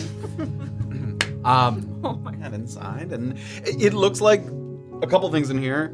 The little molds that the Ignis Crepitus ammunition were sort of being fitted into, those have been set aside. It seems like she might have, or they might have, both Maeve and Jonah might have made as much as they can make. Right. So with what you guys were sort of able to scrounge, those just things have been put aside. Out on the table are things that look like they have to do with piecing together more of the actual firearms themselves. You know that Jonah's been sort of tinkering and putting together all the little metal pieces that they've commissioned from Crenshaw and Good as Gold as well, some of the smaller parts. In addition to that, there's some kind of powders and vials and glasses and things, and it looks like, give me an Arcana check, actually. Oh, Illien the Arcana Master. Yeah, we'll see. Oh, not terrible. 12. A 12, okay. It's a pretty common thing. It seems like in the early stages of synthesizing some alchemist's fire. Just like a standard glass of alchemist's fire. So, yeah, some usual sort of alchemical tinkering happening throughout the room. He kind of lets you inside, close the door after. Well, wanted to check in on you. Remember I told you there's a lunatic running around? How'd it look? How do what look? Sorry. I want to see it later. Oh. I only saw it briefly. And? That thing roars when it's shot. It's amazing. Okay. Yeah. You should have seen Kayt. She was aiming at this cantaloupe thing. She totally whiffed on the first one, but it was still really impressive when it fired. So the designs that she brought to Brunkhollow, they worked. As far as I could tell. I'm sure Kayt and Maeve will have a lot more to say when they get back. But All right. you did good work, Jonah. I didn't do much. Not for that, anyway. Oh, just helping Maven anyway. I'm sure that was, an extra pair of hands is always nice. Yeah. My stuff next, I think. Yeah, which is? Oh. All right. I'm not supposed to say. He's like got this big like shitty grin on his face. If your mind is anything like Kayt's, I'm sure it's something crazy. Yeah. And I've known about what Kayt was working on pretty early on when she came here, so you can know your secrets are safe with me. That's the word with Persuasion Kayt. Hey. DC of 5. Persuasion is going to be a 17. 17. It's a new version of Alchemist's Fire. And his eyes will go to the table where Oh, I see. So this is your project. Yeah, but that's just normal stuff. Maeve's got to help me with the other ingredients. And new and improved in what way? it sticks to you. Wow. So you just kind of get on someone and they burn. Yes. Well, that would be effective, especially against some monsters, I'm sure. Yeah. Wow. I don't think it's gonna be ready in time. That's okay. We'll deal with his problem now, and then whatever problems come up in the future, I'm sure that will be a huge help. Anyways, I came by. One, glad you're alive, and I don't really like Me you being... too. Yes. I don't really like you being alone while Maeve and Kayt are gone, so I was wondering if you want to run an errand with me, and also... if you're anything like Kayt, how devout are you to the church? Not at all. Fantastic. I need to practice some magic. And so maybe we run an errand and then I could use your help testing some stuff out. Can we do that part and not the errand? I'm learning about how this works, and I think we need that errand for my ability to do something. I'm not supposed to leave till Maeve gets back. Can you lock the door? Well, I mean, we'll be like 20 minutes, I'm sure. Oh my god. Give me a persuasion check. Oh my god, you're gonna get this kid in so much trouble. 13? I'm not supposed to leave till Maeve gets back. Alright. Maybe you could do the magic first, and then later the errand. Boy, attaboy. Well, see, the problem is, what I want to show you is kind of parked outside about 200 paces from us right now. You left your magic outside? Kinda, but I couldn't really show it in here. It's too cramped. Oh. Check this out. And I'm gonna do a. Check this out. I'm gonna Boy do stuff. if there's room, a 10-foot misty step. I've never tried it. Okay. But try to go from one end of the room to another. Okay. All right. Watch. And it, and you reappear 10 feet ahead on the opposite side of the room. And because it's kind of new, you go a little too far and you have to like steady yourself, and the whole shelf on that side kind of rattles and things. Oh, yeah. Nice, good catch. That's... Now show me how to do it. I don't even really know how I'm doing it yet. I don't believe you. Show me. Kayt says the same thing. You know, I would be honest with you if there was anything else hiding, but really it's kind of just a feeling I'm chasing at this moment. Just a feeling. Yeah. Come up with anything? Did I go anywhere? Maybe up on your tippy toes a little bit. I'll work on it. All right. Well, if you change your mind about leaving for about 5-10 minutes, I'm gonna go run an errand and I'll be right back so I can practice more of this magic. All right. All right. See you in a sec. Head out and go to the docks. Follow you. Heading over to You head over to the apothecary. That's where you're headed. And it seems like as you walk over in that direction, the door is open, which it sometimes is during the day if he's like sort of allowing kind of people to walk in. And there's a couple of people that are... One person's kind of exiting and you can see another person on the interior. It looks like some people who have sustained some superficial injuries during travel. You know, maybe fell off a horse, or, you know, you got sort of finger pinched on a wagon wheel or something. You can see inside the dock is like putting a splint around one person's finger. Another person's holding like a rag up to their side. They sort of tip their hat as they go. Just nothing serious, just small injuries sustained over the course of a couple days travel there. Gotcha. And you can hear him on the... All right, that'll do you good for now. Come back if you see any swelling or discoloration of the finger. All right. That person's right. Hey? Hey, Sawbones. It's been a minute.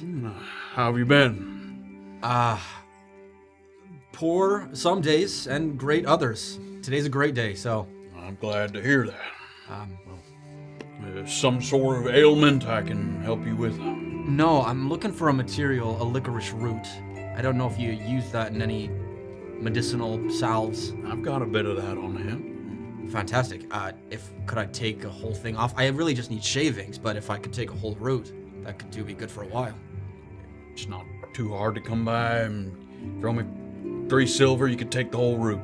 Oh, amazing. Can I throw you 6 and take 2? All right. Okay, great. If you need it that bad? I don't know how bad I need it, but I think I do. I mostly use it for tea. So great. Maybe I'll use one for tea. Alright. Yeah, I'll hand him the silver. Thank you. That's all I really needed. Are you doing okay?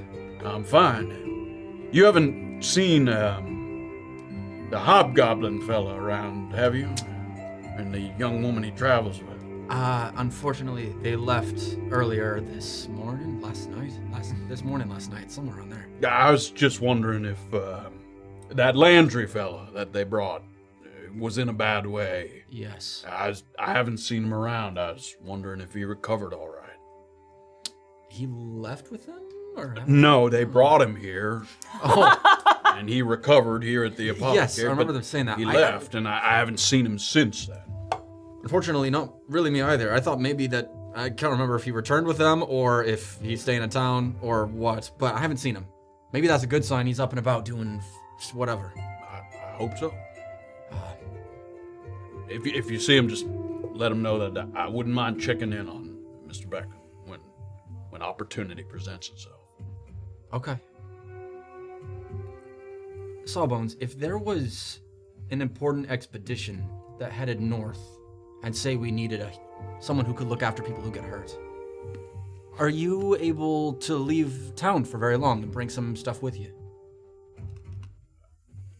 I suppose it's possible. Good to know. I might pop back. We might need you. I'll pay you, or whatever. We'll figure out the things, but we might need you. I'd have to be paid so I could hire someone to look after the apothecary while I'm gone. Maybe with how things go, you can talk to Izzy, and Izzy can pay you more than maybe I could pay you. Is that part of the arrangement? I don't know yet. I'm kind of making this up as I go. It only just occurred to me now that I'm speaking you face to face that might be helpful. I don't typically travel outside of town, mainly just in case someone needs me here. Mm-hmm. I had a fella come in the other day, knocked on his ass, and if that happens and I'm not here, I don't know who could see to him. Right. Well, just let that stew, and I might see you later. All right. Thank you for the route. Sure. See ya. All right. Good day. Goes back inside. I'll head back to Maeve's at that point. Great. You head back to Maeve's. A little bit of time passes, and we'll say that's kind of when you can hear a wagon outside, a little bit of conversation from some voices that you recognize, and I think that's Kayt and Maeve. Okay, right before they come in, I want to try something with you. Okay. This one seems big. Okay. And I want to try it on you.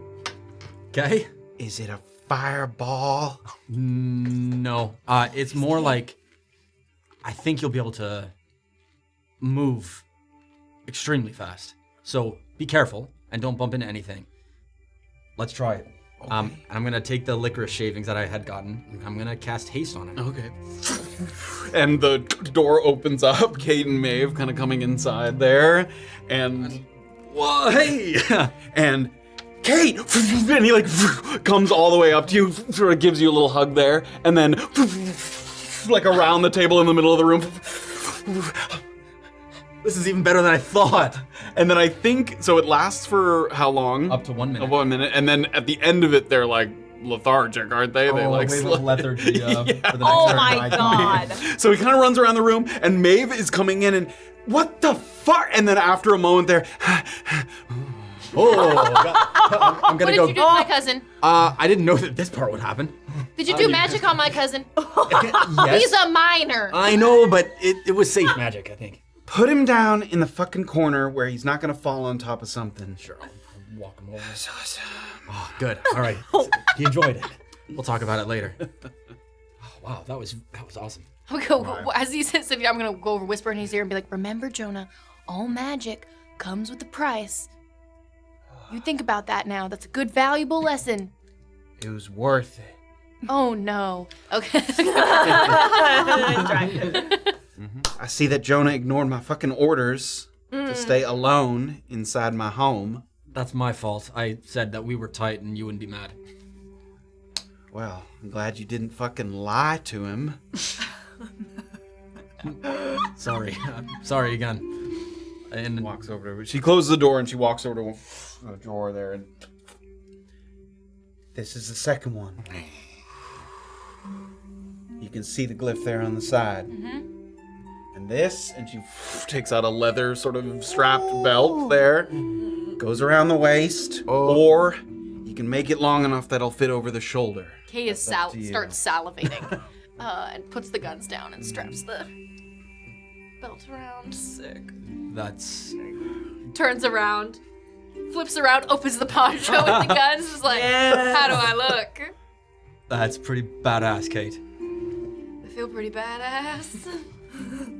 Long time to reload. You fire them, and then you do whatever you normally do. So I'm assuming the test run went well. Oh yeah. Nice. They work just fucking fine. Good. Maeve and Mori. When we get back, if we get back, When we get back. when we get back, put it on a t-shirt.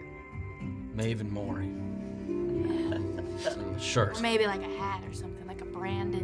Oh, kind of like branded TC's leather armor hat. with Yes. Crenshaw. Is this Doxley. a conversation that needs to be had in my fucking house? No, man. No. Sorry. Are you here for a reason? I just didn't want Jonah to be alone while you guys were out. I guess that was opposite of what you had asked, but you know, I'm always worried about that Ramo fella and safety in numbers. He might be well out of town. I don't know. All right.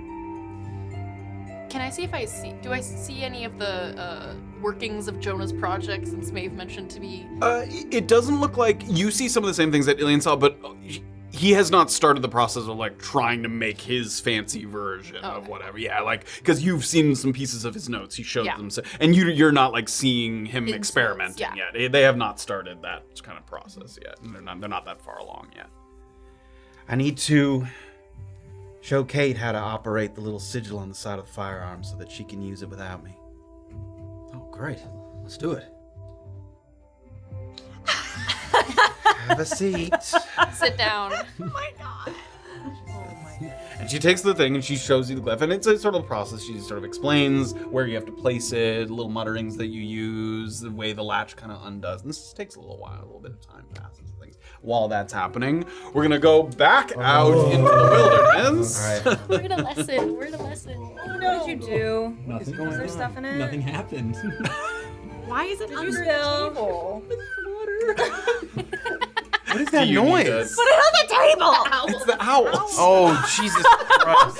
It's chaos in the studio. Thought Talon. it was like What's happening down down here? here? Under the table, and he knocked over his apple. I thought it was like the air releasing from like if we were to be dumping. Do you need a out. little towel or something?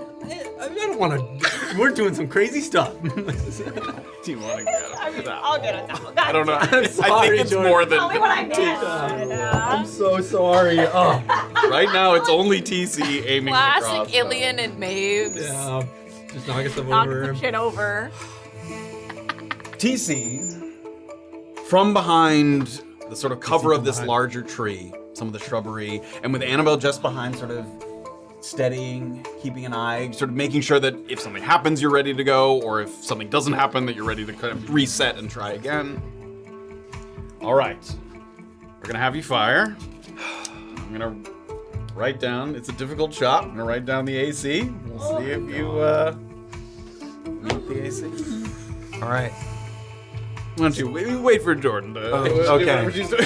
Okay. Oh no, I was gonna try to guess what you rolled based on the party's audible reaction. Oh, okay. No. Steady aim. Game. Yep. Bonus action. Hold my breath here. Advantage, I imagine. Yep. Okay. Advantage. Yeah. What do I add? Jesus Christ! Oh God. Natural 20. Natural 20. Natural 20. Natural 20. It's right there. It's right there. It's right there. Go ahead and roll for damage. Okay. Okay. Okay. Okay. Okay. I'm It's not sneak attack. It has to be a just creature to be a sneak attack. Yeah, that's right. That's fine. So it's Wow. just this D6. It's fine. Oh, they're gonna land in the water. Oh, I like this one. It's right here. It's right here. I got it. Fuck that one. Okay. Max roll. It's 11. It's 11 damage. Wait, 6 No, Add, double, bitch. You double the dice. Or 12 plus 5 is 17. 17 damage. Wow. All right. The bolt looses, and you watch it kind of wiggle through the air, soars through the little opening in the window there, and it pierces one of the ropes there, and the dry rope, like, Get ready. and it comes apart piece by piece, and you see a little shadow, and it looks like someone kind of leans over and as he's like turning to look through the window, and the entire building starts collapsing from the top down. What are these idiots doing in here? And all this whole, I can't sort of make the thing, but that entire portion collapses in upon itself, and you can hear, no! And one person comes out sort of this side here. Okay. Blow this up. So one person, as it's collapsing, like dives out, and he gets partially clipped by some of the falling pieces of stone and building and things. So this guy's like prone here on the ground as he leapt out. Oh no. As he kind of leapt out. I'm reloading here. I'm getting ready to fire another one.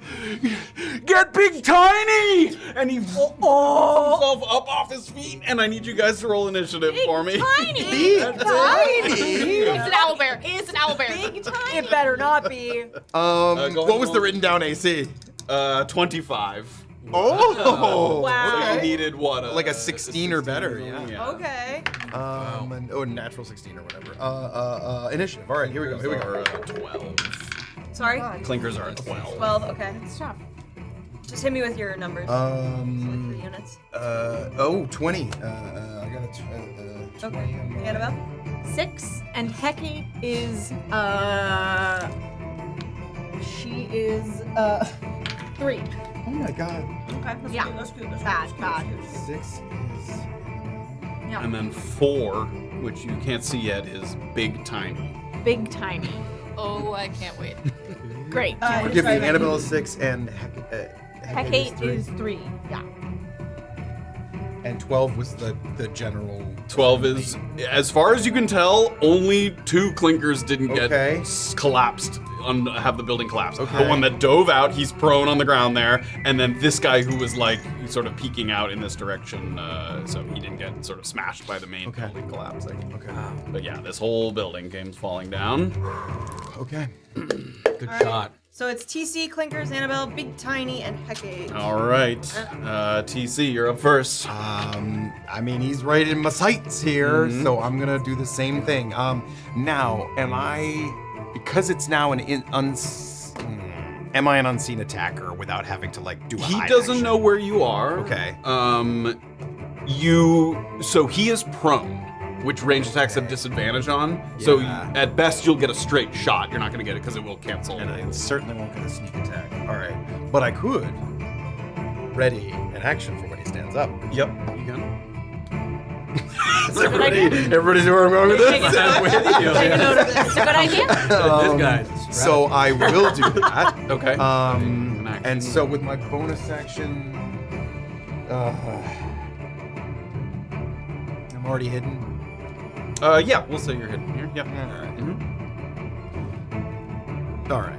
I couldn't put a little poison on something with a utilize fast You hands. could dip one The poison. one? Yeah, one Okay. piece of ammunition. Okay, Yep, I will with do a that. utilize. I've Sure. got some serpent venom. Sure. Yeah. And as my bonus action utilize, Pop that off and quickly sort of my next sort of hold bolt it in there yeah. to make sure that the bolt sticks. You get a little bit of venom on it. Yep. So if I'm maybe counting off, I get like 10 of those on one vial. Yeah, I think you can coat up to 10 pieces of ammunition. Because I'm just gonna mark it on my. We'll use the same ones for. Oh no, it's only 3. Okay, so we're using these as a bonus action. You can use a vial to coat one weapon or up to 3 pieces of ammunition. And you can do that all as part of your bonus action. So you can all code three. 3. Yep. But Oh, then that's it. That uses it. Yeah. Yep. That's great. fine. That's so you fine. code 3. So I code 3. Yep. That's getting loaded, and I'm readying. Oh, I have to use my that's fine. Holding the shot so that this moment he stands up, I can get an advantage shot. You got it. I think I can take this one. Maybe look for some of the others, You or got it. whatever the fuck is left, or what the fuck Big Tiny is. Okay. All right. That's That's is we've got clinkers Yeah, with Annabelle on deck. All right. This guy. First thing he's gonna do is. Oh fuck! Stand up. All right. So, that's, so now I've used a bonus action and reaction if I'm getting my shot off here. Advantage shot. Come on. Got this. It's definitely a miss. That's a 12 to hit. That will hit. Yeah, let's go. Oh, He's not going to make it. Oh, you're gonna kill that guy. Oh God! Fuck! Oh shit! Can I roll on my shit? Yeah, of course. All right, so I'm gonna sacrifice a die to remain hidden with my supreme sneak, but he will make that is a coded bolt. He will make a DC 11 Constitution saving throw. Get the alternate TC here. Ooh! Is as you Oh, fire the doing bolt it. to remain seen, hidden. Oh, there he That's is. awesome. Gotta go to his face. Yeah, There he is. Get in there. Oh my God! Look at that mischievous boy. Wow. Yeah, so staying hidden God. there. Taste Look at that this shot. next shot. Oh, that's nice. Cinematic, baby. Okay. So All right, go ahead and- so a DC Constitution, DC 11 Okay. con save. Oh, look at that. 14. Oh, but he will take half. Okay. Half of 3d6, which I'll roll after this because it's technically different. All right, so the sneak attack does. Jesus Christ. 15 plus 5 is 20 damage. And you will also 5 poison damage. He gets iced there, He's clever. coming out of the rubble. That was That my was his. reaction. Okay, so the other clinker is going to both of you give me perception checks. Dirty. No, sorry. 22. 22. 27. Great. As the two of you, the guy, you think he doesn't know exactly where you are, but the one that was over here sort of runs over to the wall, and then, and he turns, and he's gonna, gotta get Big Tiny. And he's gonna start climbing down this wall. Okay. And he splashes into the water there. How much movement was that? That was 55, so another 5. To the shore there. Great. Okay. You saw him look and then run in the opposite direction. Okay. Annabelle and then Big Tiny. Okay, I am going to run in that direction and try to see if I can get eyes on him, like maximum. What's your I worked way movement too speed? hard. It's 55 feet. Great. 55 takes you up to there. So from here, can you see him? I think he's kind of still behind the wall there. Yeah, yeah. So you can't see him, but you can hear some like splashing. You know he's like kind of in the shallow water. I will. Wait a sec. Hold on. I just want to. Okay. I want to make sure that I'm doing this right.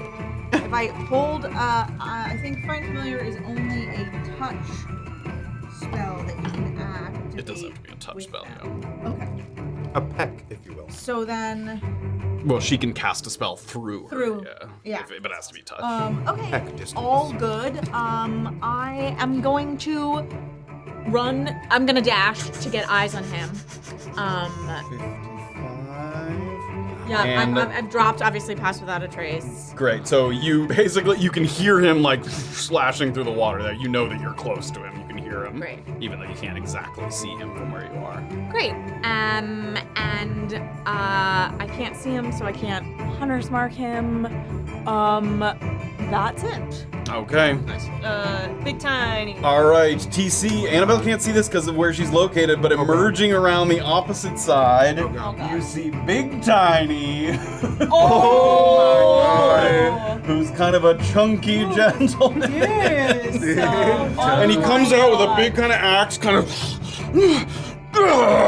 comes around the corner, and he's gonna. He was in the woods taking a shit. Why wasn't he inside? 15, another 15 is 30, and then he's gonna dash. Big tiny. Oh God. And he's coming out. He doesn't know exactly where you are, but he sort of is kind of looking around, trying to see. He's going to. You are still hidden. But Roll I me. use Supreme Sneak. Yeah, roll me your. We didn't have you roll the hide check. Right. Roll me the hide Okay. check.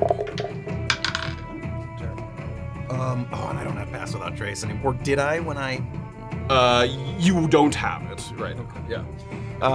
26. 26. Ooh, it's close. He rolled it really well. He rolled 19 on his perception there, but he doesn't see exactly where you are at the moment. So he's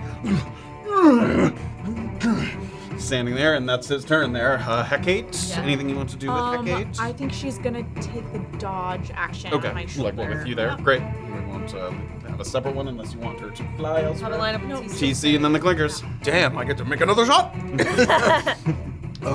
Loading up another one of those coated bolts. Okay. And I'm unseen, so I don't have to steady aim, I think. That's right? correct, yep. To get an advantage shot here. Yep. Here we go. TC's bolt vision. 25 to hit. That will hit. Okay, okay. Sneak attack and again Supreme Sneak to remain hidden. Okay. And the DC 11 save. Okay. 7. Yes, he Nice. will fail. He will take another D3. Oh, holy shit. This is so fun. 15 plus 7 is 22. I'm sorry. 15. 22 is what I just said. Okay. 22 piercing. 22 Great. piercing and 11 poison. Big Tiny's coming!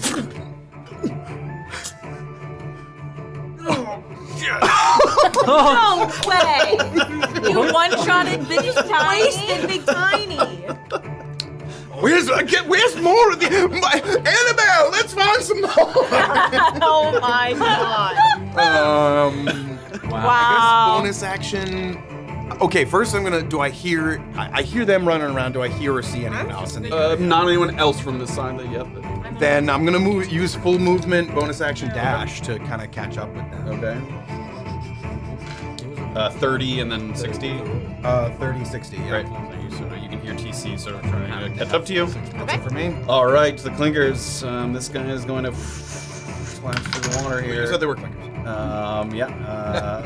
30. Very funny. He does have to. I think he has to dash to get to either of these. Yeah, he's gonna dash, and he looks like he's trying to mount up on this horse. So Oh god. He ran and then dashed. Those are his 2 actions. All right. Annabel with Kayt on deck. I would like to cast Hunter's Mark on him.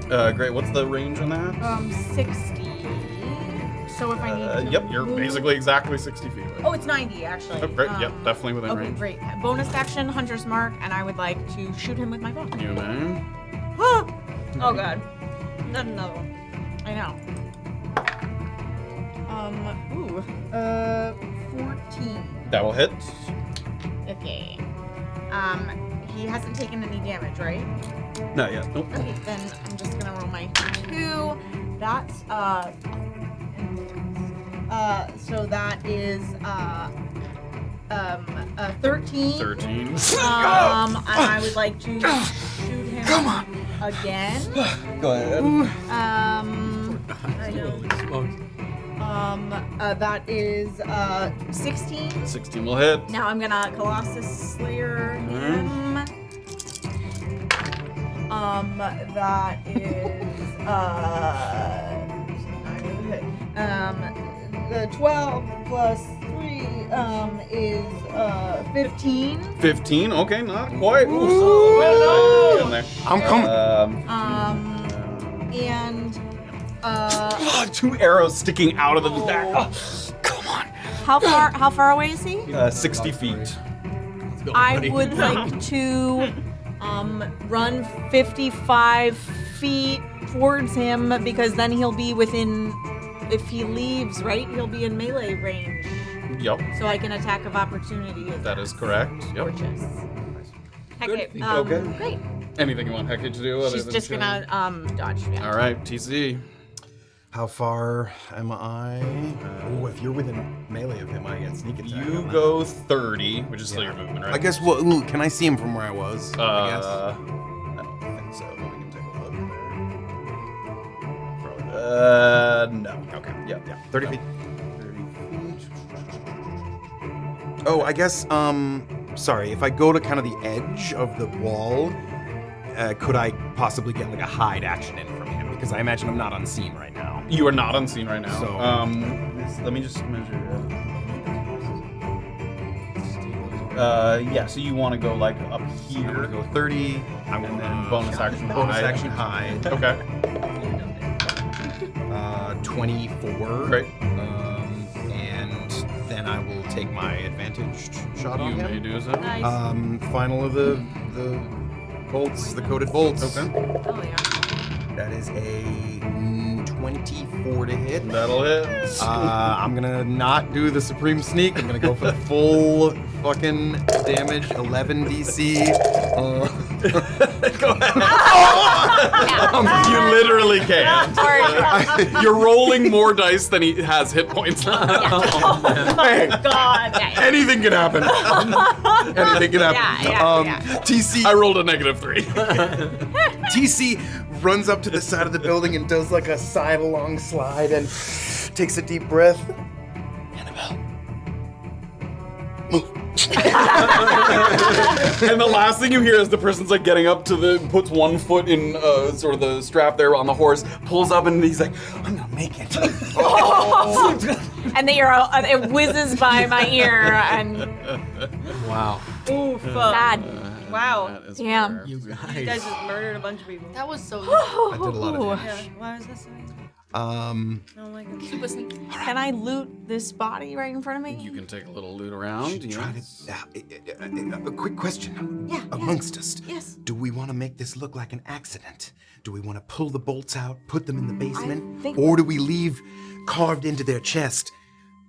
TC and Annabel was I here. think we want Fort Contrition to realize that it's going to cost him a lot if they send people after us. I'm not saying we leave a calling card, but I think we make it look like they was attacked.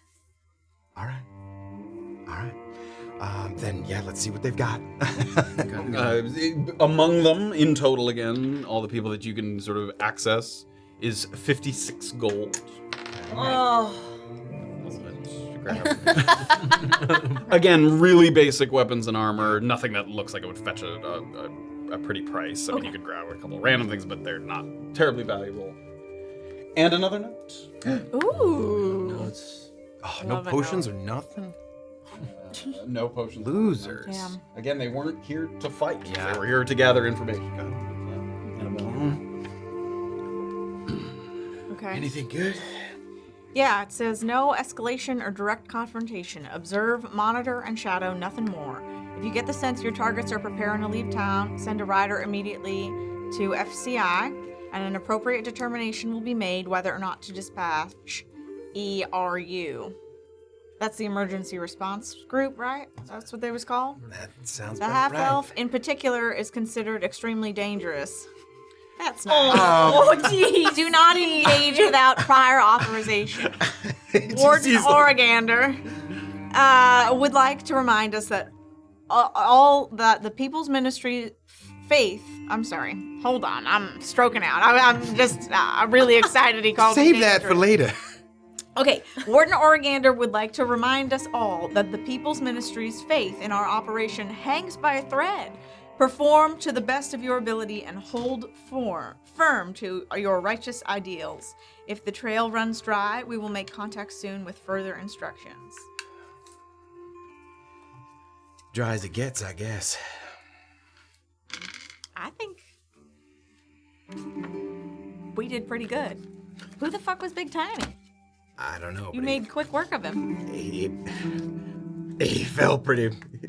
His fall was not so tiny. It was a big fall. He had 6 hit points. I had a guy who had like no hit points. He could bonk you pretty good if he got to you, but he only had 6 Oh hit my points. god. He was a stout fellow, a stoutness I've never seen Wow. before. All right. Can we divvy up this gold? 30. Sure. 30. I'm sorry. 20. 28? 3. Oh yeah, 28. Thanks. Sorry, that's me, Deirdre. Sure. Take 23. Shut up. All right. Well, again, is the bolts in their back and chest and head and throats enough of a calling card? I got arrows in there too. Didn't I say that? I said bolts and arrows. Anyway, I'm just teasing you. Yes, I think it's enough. Do you want to leave a note? We can take the note. It could have right been here. bandits. Always leave a note. Always leave a note. Here. What would you like to say? I'll pull out my quill again. Went so well last time.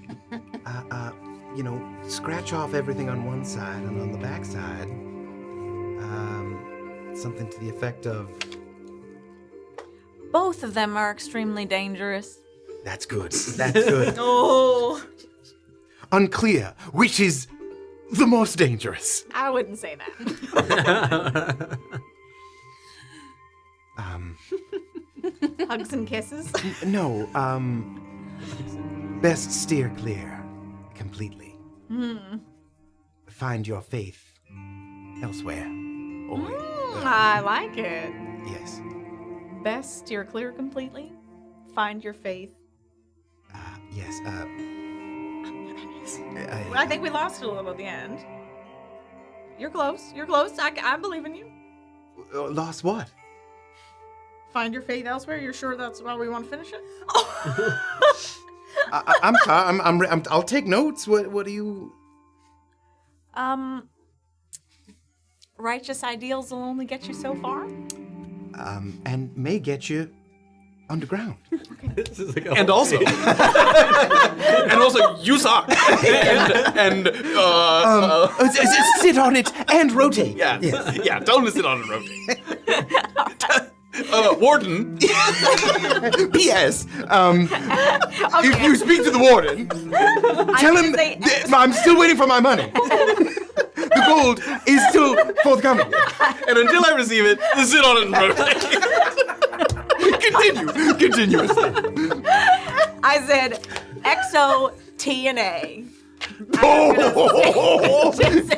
Please. I'm gonna stick it right on this guy's chest. And go from there.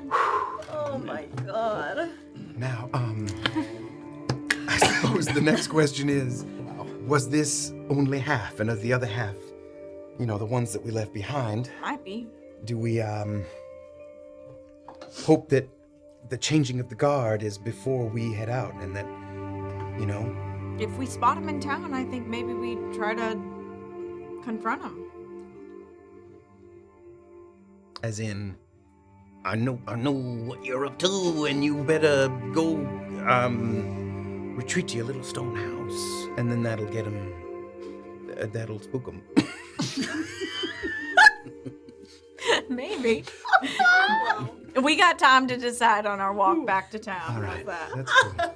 that's true. That's true.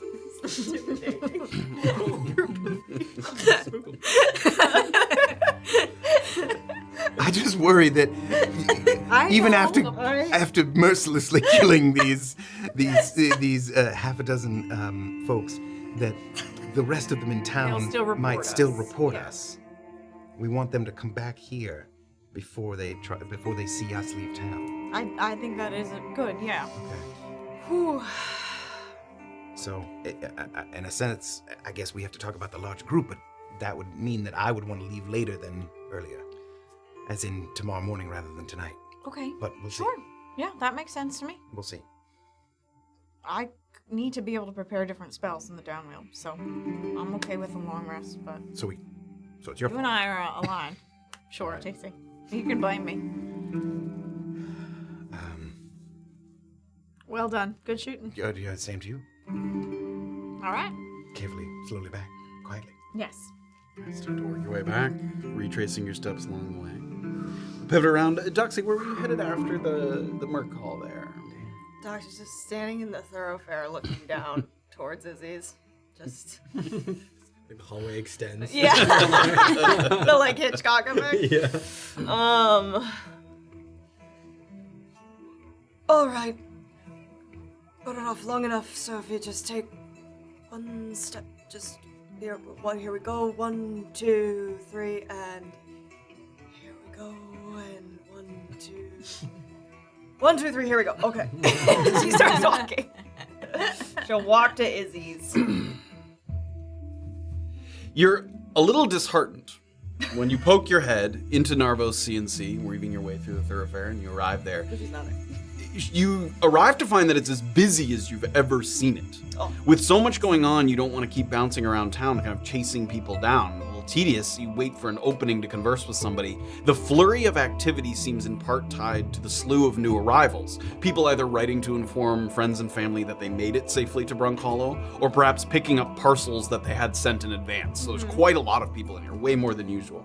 And part of the reason for the crowdedness, however, seems to be that Izzy isn't present to keep things streamlined. Like, she's not present here in the main area. Wade looks like he's drowning in a sea of envelopes, and Micah is trying to keep people organized into different lines based on whether they're sort of sending a letter or a parcel or something. You can see him kind of pointing at people in different directions so that things kind of move all toward the front.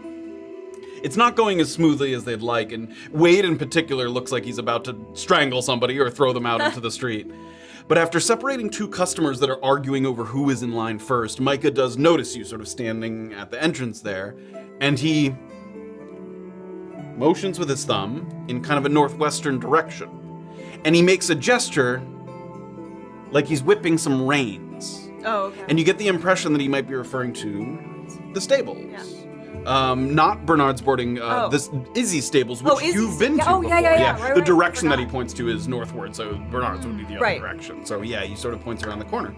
Feels like an eternity ago that you were still negotiating with the enlistment and relocation of Gujek. That was before Gujek had even like officially agreed to be in Izzy's employ. But yeah, he sort of gives you the little motion around the corner and then goes back to sort of separating a couple people that are sniping at each other there. And here I was hoping she was too busy to talk. 1, 2, 3, here we go. Okay. Off I go. Looping around the exterior of the building, you find your way back to the stables that, once again, they surprise you with how expansive they are. They're kind of nestled away, a few trees obscuring one's view from the thoroughfare, so the many stalls kind of pop up all of a sudden as you pass underneath a modest little archway. You haven't spent much time here, but what little time you did ended in some unexpected violence. There was a couple of Boyd people, and you tread a little carefully as you enter, but the next sounds that you hear are that of some light stomping, like hooves on the sort of hay, and some firm bristles. And you find Izzy standing beside a beautiful foxtrotter horse, a brush in one hand, she's got a little hoof pick in the other. She's obviously very comfortable around these creatures, and their relaxed demeanor tells you that they feel the same way toward her, that she sort of spends some time with the animals here. They're comfortable in her presence. You're a little surprised that she's stepped out of her place of business for what looks like a menial task. I mean, it's important to sort of groom the horses, but now at a time when it's so busy is a little unusual, and you think that maybe something about it, just she needed a moment to kind of step away or collect her thoughts or whatever she needs. So you find her kind of using the brush to in the direction of the coat of the fur. It's never one for these creatures, to be quite honest. A couple of them are my favorite friends from back home. This one I brought all the way from Kettlefield. Quite a bond. My favorite Tyrun, stopping by once more. And with good news, I hope. As good a news as you can give in these circumstances, I think so. I'll take that. I've got your weapons. Well, not your weapons, the people's weapons, I suppose. Well, I would say that's a promising development. And yourself? Since you've been gone, I've been doing like I said. Put the word out to them dyed-in-the-wool types, Brunkhollow stalwarts.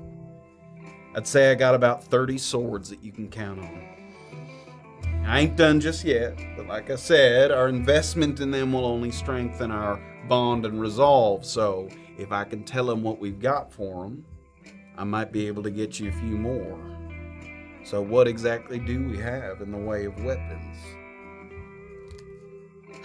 If I were to tell you that we've got something called firearms, would that mean anything to you? It does not.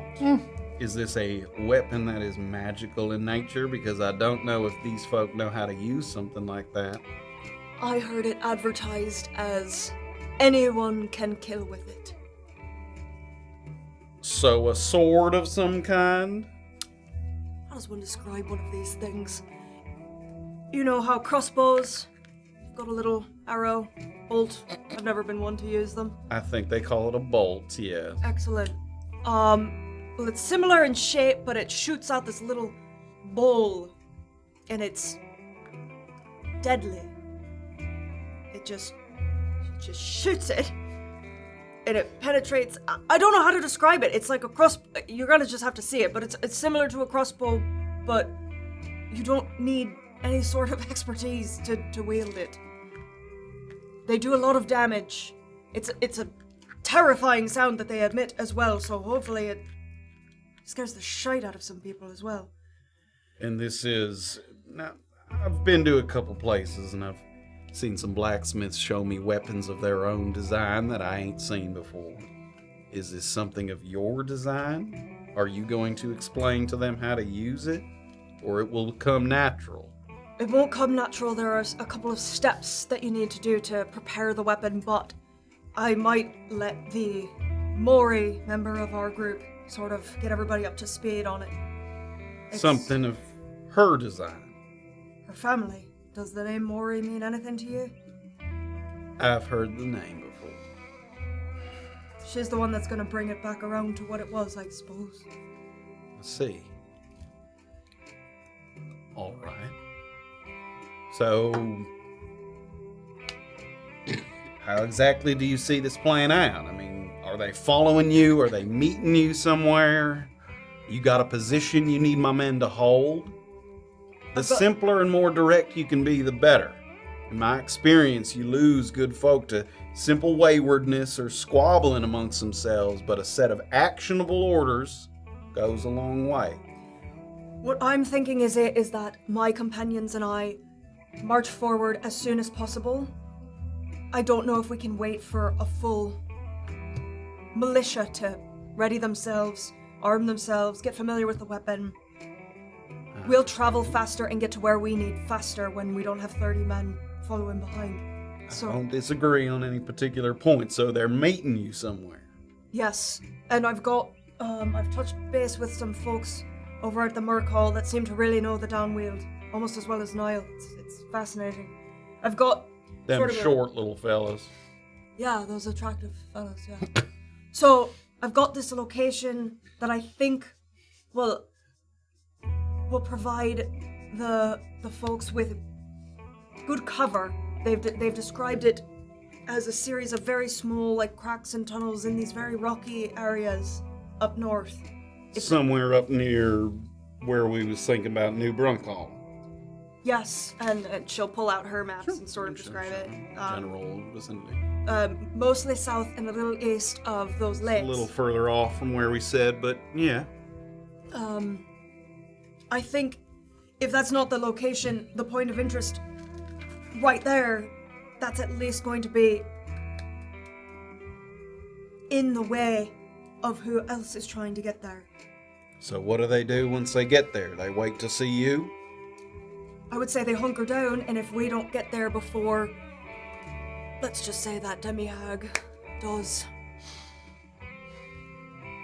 then they are the ones to protect that location. They're the front lines. You better get me a good list of who exactly is allowed to pass and who is not. That's a fair point. Also, I won't... There's a lot that probably should be said. Whoever's going to be leading this march north, I'll relay it all to them so that they can say it in one fell breath to all of the people that will be following them. Because there's just a lot of specifics, I feel. But I need to get it all down. All right. Now you say that you and your companions are headed out before the rest of the militia.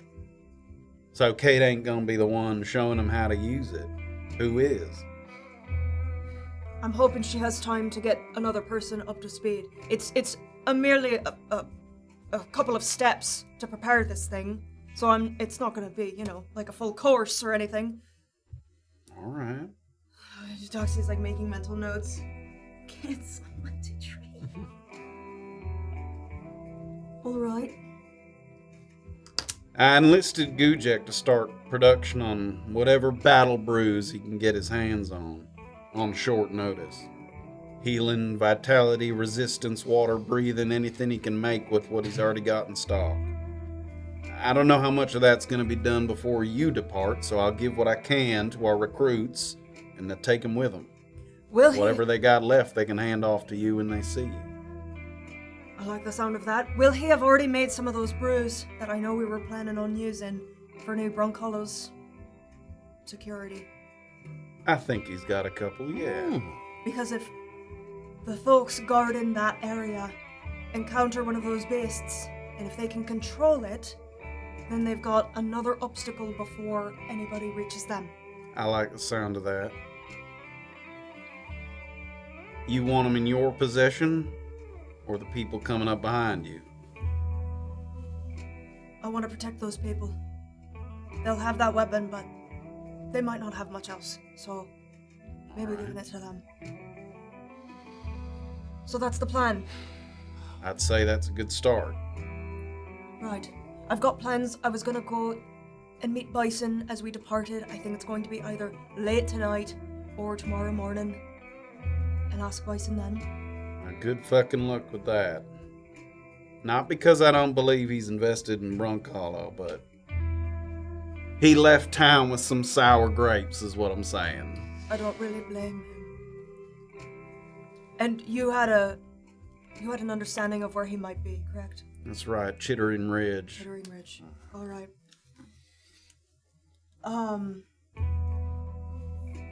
Any other thoughts on this chapter of our story, or shall we move on to another one? You done good, Doxley. Came through with what you said, as long as they get them weapons in hand.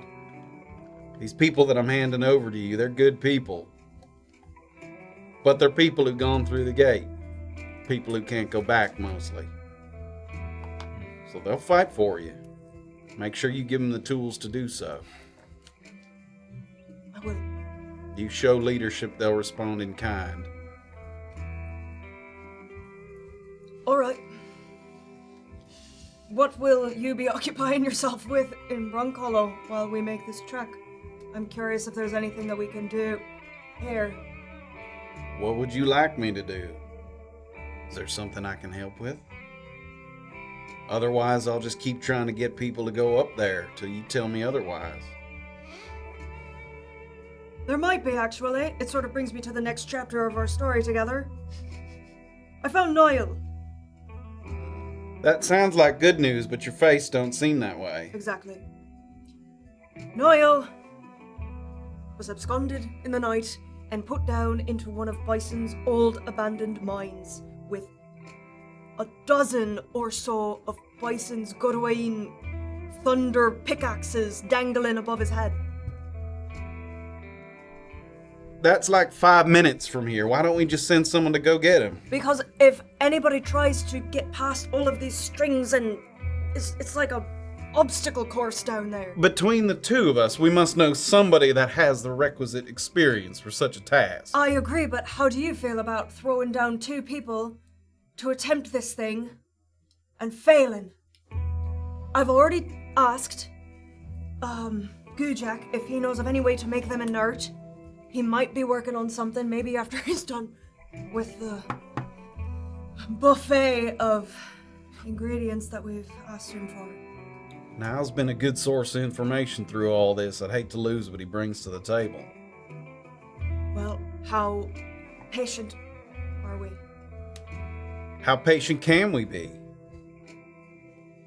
I'd send Niall with that group that's headed up after you, if he was available. Niall would make an excellent guide and leader.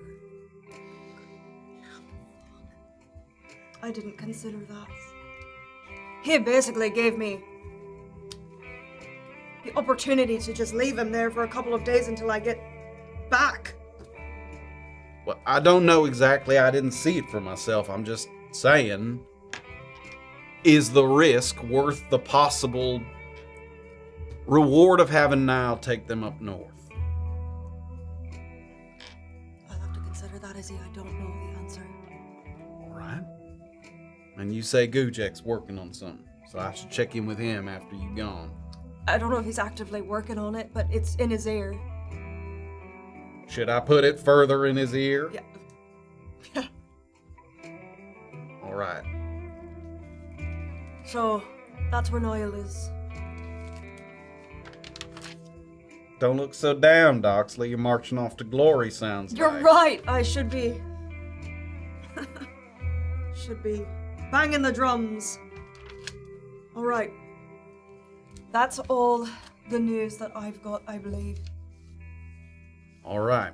I'll wait for further instruction about them weapons. You tell me where to get them or who they're supposed to speak to, and I'll see it arranged.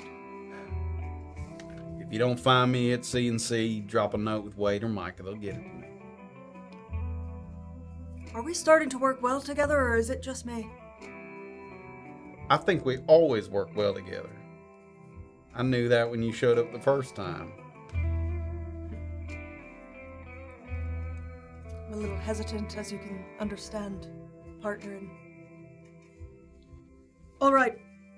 When my men show up, don't show no hesitancy. They smell that a mile away. All right. I'm about to take them out of my hands and put them into yours.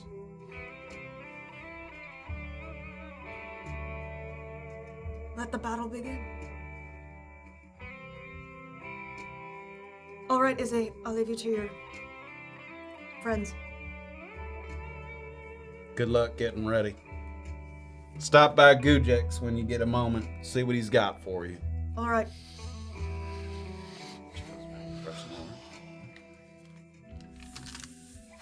Step back out into the thoroughfare there. I don't think I have any brain cells left. I think they're all gone. I think whatever few I had, they're gone. Fuck. All right. Back to the Paramount, I guess. Maybe there's ale there. And she'll start heading that way. Back in Maeve's place.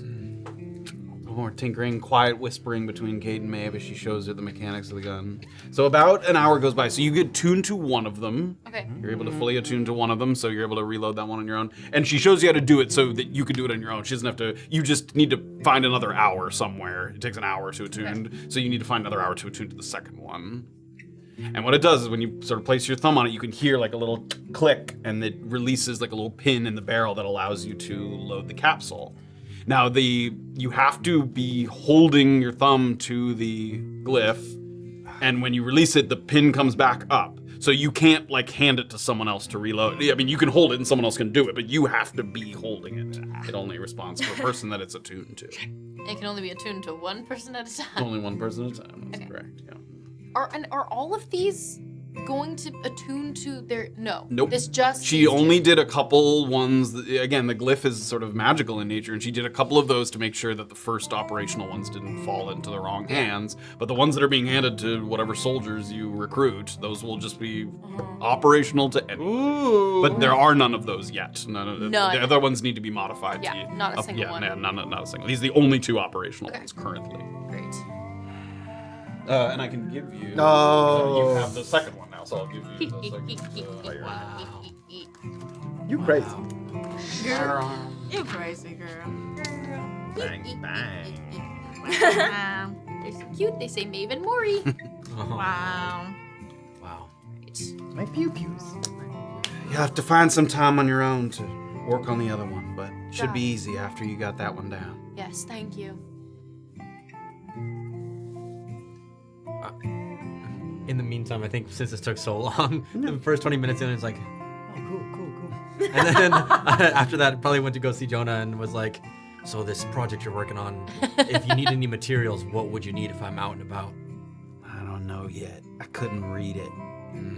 Oh, you got more pamphlets like Kayt did? Yeah, it looks like the ones that Kayt. And a couple times as you guys are talking, Maven, shh. This is like Is it maybe an Infernal or Aquan? It could be, I don't know. I could help you read something maybe if it is. Maeve took it down into her workshop. Gotcha. Another time then. Yeah.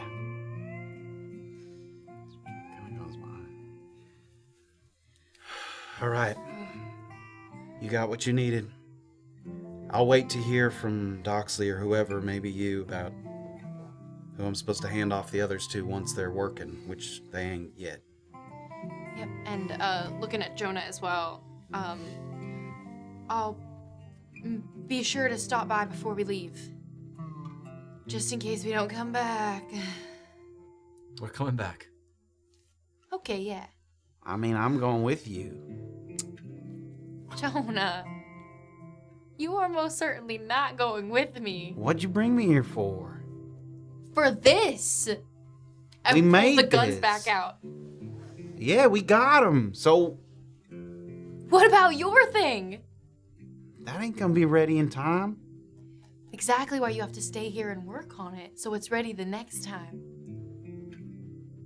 Is there gonna be a next time?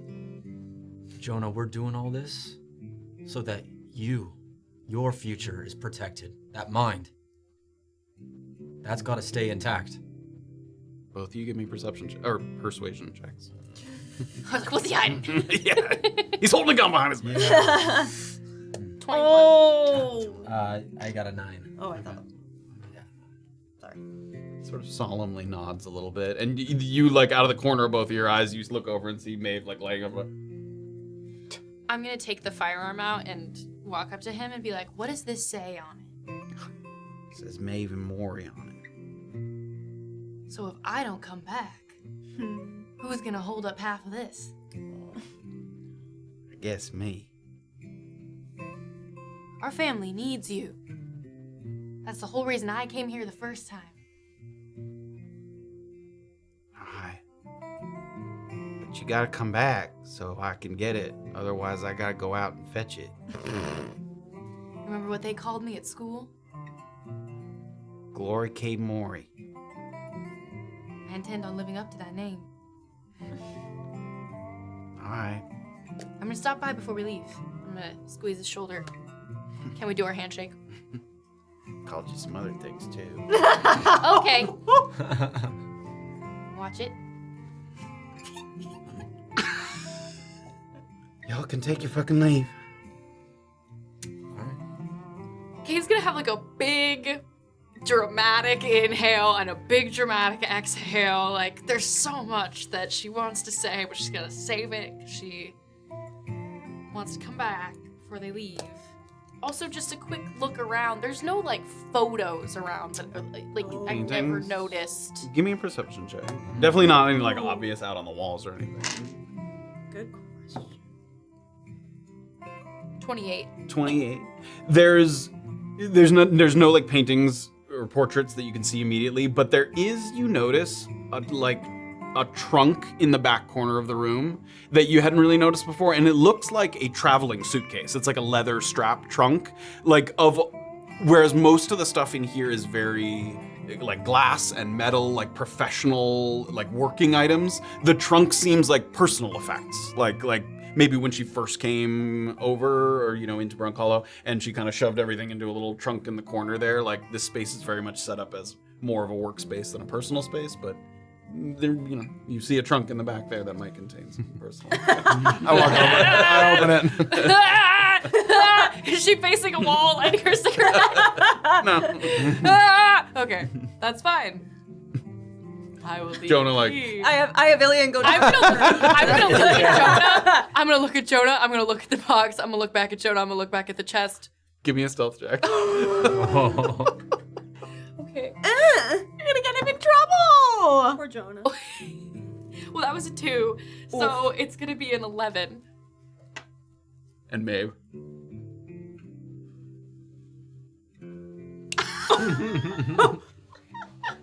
Get the fuck out of here. Leaving. Illien will go to... He'll go for a hug to see if Maeve wants to give a hug. It's been real. Might see you around. Okay, hi. Shake of hands? All right. And then I'll go over to Jonah, give him a hug. And Too bad. while we're hugging, I'll say, Kayt will be coming back. I'll be in the hells before she doesn't come back. I swear that to you.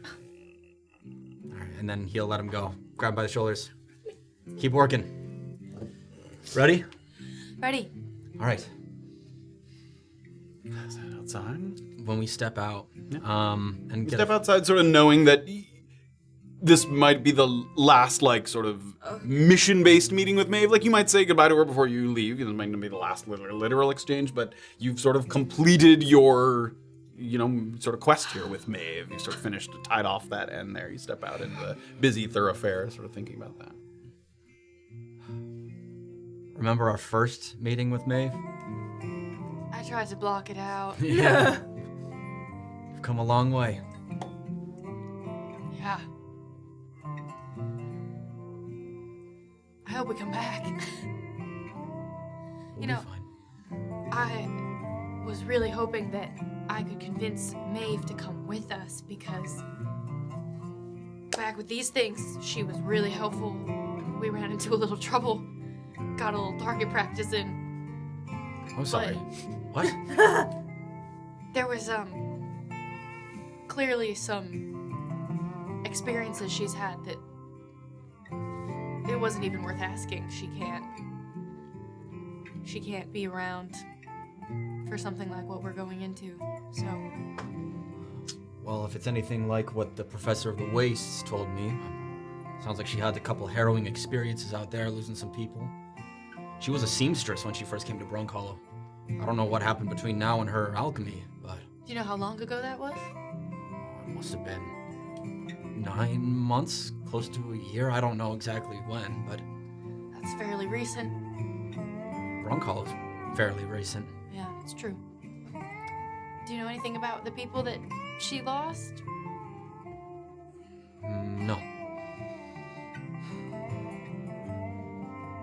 Thanks for entertaining my cousin. Yeah. He can get into a lot of trouble when he's left to his own devices. It's probably a good thing that you checked in on him. I'm realizing that Maeve's old assistant got fired for blowing things up, and then I gave her one who nearly blew up our whole neighborhood. Well, Maybe that was foolish. sounds like Maeve is used to such people. By now, he's in good hands. Jonah's in great hands for that. I saw you go in for that hug there. For Maeve, yeah. Yeah, I actually got a hug in today. That was a big victory for me. What the fuck? Yeah. What? Yeah, so I've been working so hard for Maeve. it's not my favorite. Illien's like, All right, round 2. Where's my hug? All right. It feels so, like, I think for the first time, like, since firing the guns, now that's just me and Illien, like, having the emotional experience of what has happened today, like, Kayt's kind of freaking out. Like, maybe, like, falls down to the ground, to her knees, and is like, part of me is like, what do I do now? And Illien will go sit across from you, cross-legged. I know you're worried about not coming back. I think we all are. But would you take this? And he's gonna reach in and he's gonna pull out the 2 rings. I need you to wear this. Always. what the fuck? I'll have a matching pair. You give me a matching ring? I did. Is anyone around to see this? there's like a lot of people in the thoroughfare. You see someone holding a phone. He's recording. I'm on my knees. Yeah. A violin comes out. Photographer in the bushes. The bard comes out. Oh, Wooly. 4. I'm really not exactly sure the specifics of it. I think after I work on it more tonight and by tomorrow, I'm pretty sure I'll have a way to make sure that you're extra safe. I want you coming back, Kayt, over anything. Putting on my fucking ring finger. Make sure he sees it. And then I'm gonna grab his hand Yeah? with mine and just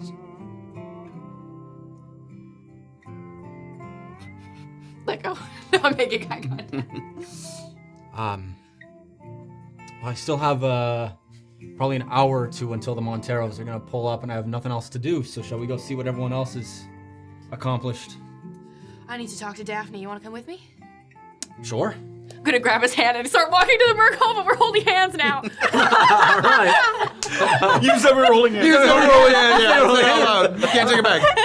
You guys start to move across the bridge, and right about that time, you spent a little time in there during the attunement. That took over an hour, and TC and Annabel are coming up from the Shining Creek. So you guys are like coming. You're both gonna sort of hit that where the river sort of diverges there at the corner. So you're seeing each other sort of. Wow. Wow. Wait. Where are you coming from? I'm not letting go. Little hand-in-hand stroll this afternoon. Annabelle is gonna. Oh God. Mage hand a thumbs up. Oh, boy. You know, you never know what the next few days will have, so you should Live life to the live life to the fullest, I think. Hold your friend's hand. Kay's gonna grab TC's hand. Oh, Are we all holding hands? You want to hold hands? it is wet. Sure. Look at us. Big old. God, this is wet. What the fuck are we doing? Goodness. My damn palms. How do you hold anything Okay. with those? What are y'all up to? We're headed over to the Merc Hall. Finished our business with Maeve.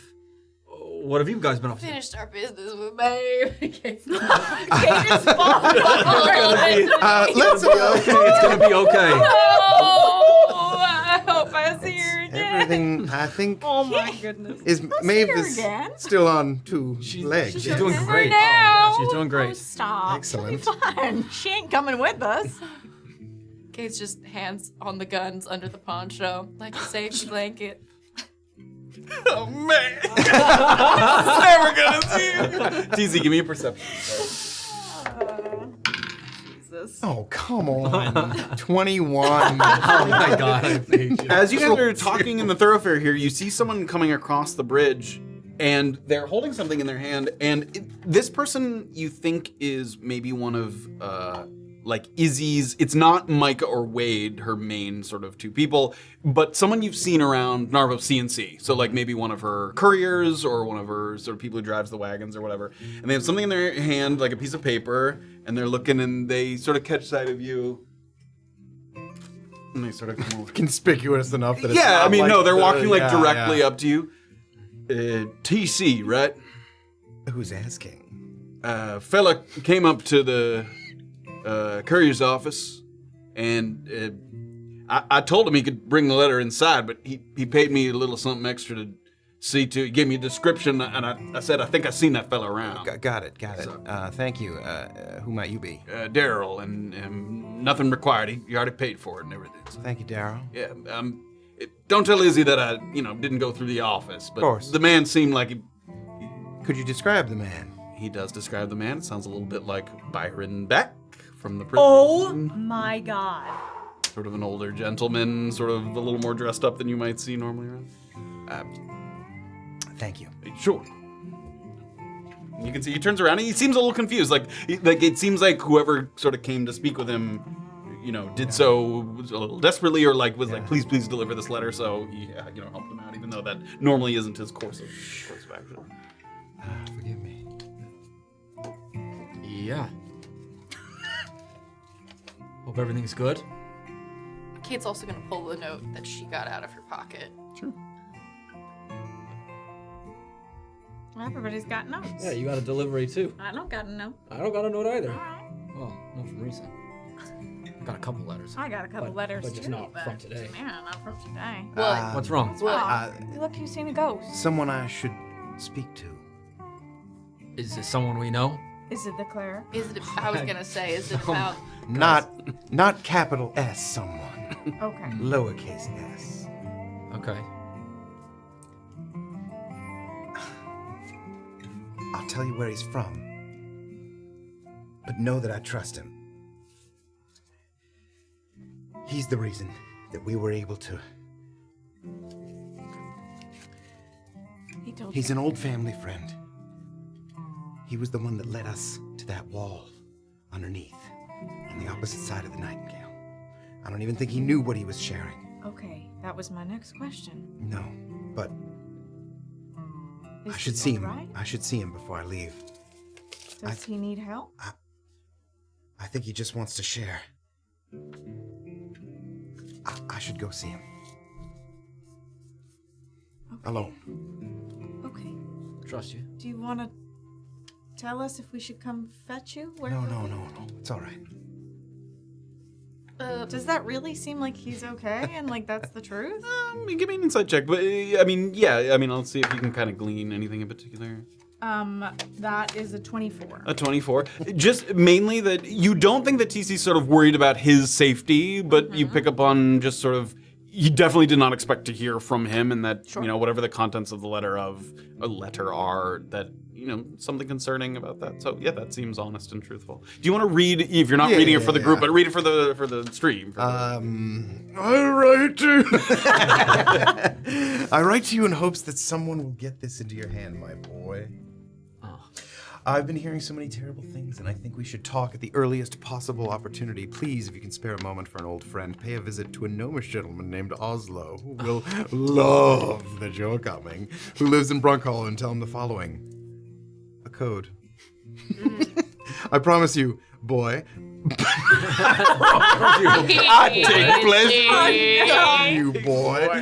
I have no ill intent, and I'll be coming alone. I just want to know what's going on, with love and hoping that you'll ease an old man's concerns, Byron B. Oh, God. It's just someone that there are many people in this world I wouldn't care to ease their mind, but I would care to do it for him. So, I'm sure it'll be short. That's really sweet. It is very sweet. Kayt's gonna go for his hand and then remember it was wet and let it go again. It's even sweatier now. Before you, Yeah. remember that unfortunate incident at the butcher shop Oh, yes. right before I left? When you punched the guy to death. I'm sorry, y'all. It was a really I bad heard day. about it as well. I feel bad that it happened, but the good news is anyone who could have performed retribution is now dead. So I got this note. Anyone? Theoretically, Is that what that at note? least the first round is. Is that what that note says? First round! What does those initials mean anything to you? You can read the whole note. We didn't read this earlier, right? You can read that out too. From your scary secret society and all. She, I imagine that's you, That's me. is back in town, often hangs around the alchemist's place by the creek. Ooh, they got eyes on you.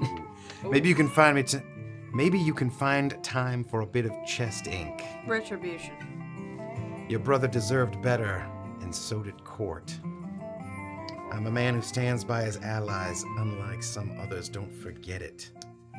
A.W. Does this have to do with the target practice you were mentioning earlier? Yep. Do I know AW? Do you?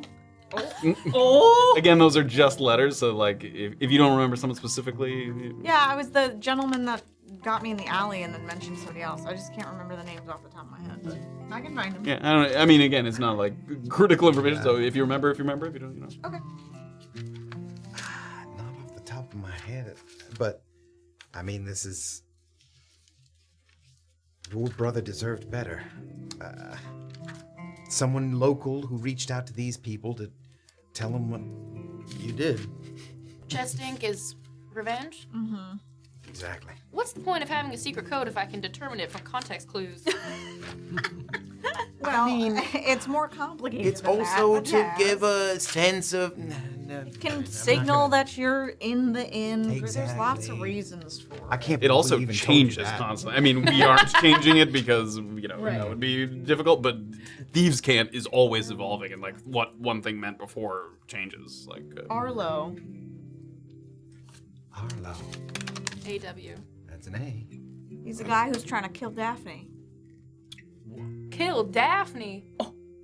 A lot of new information. He might have Somebody else, but he might have probably approached Arlo. me as well. Oh yeah. Days ago. We're looking punched for you? No, approached me. Oh, God.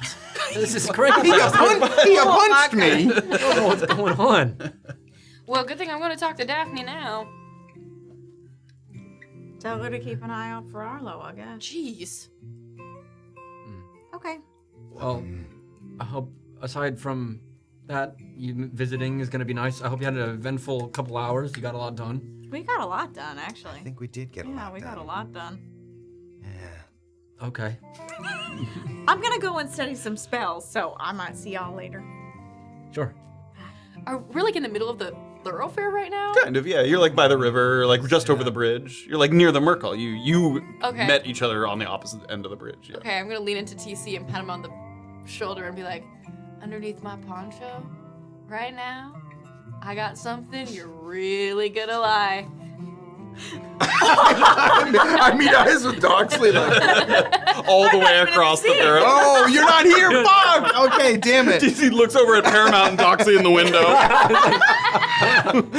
It's strapped on to me. What? What's happening? What did Doxley tell you? Are you still holding hands with Illien? Doxley! It's about the fire. This is cool. I got a holster from Maeve for the firearms. Oh, right. I thought you That's were what we taking, were all... taking the piss. Oh, wow. All right. I'll just... Maybe you could show me later. Yeah, I don't want to show you here, because... I'm very excited for you. I'm very excited for you. I cannot wait to keep going to where we were going.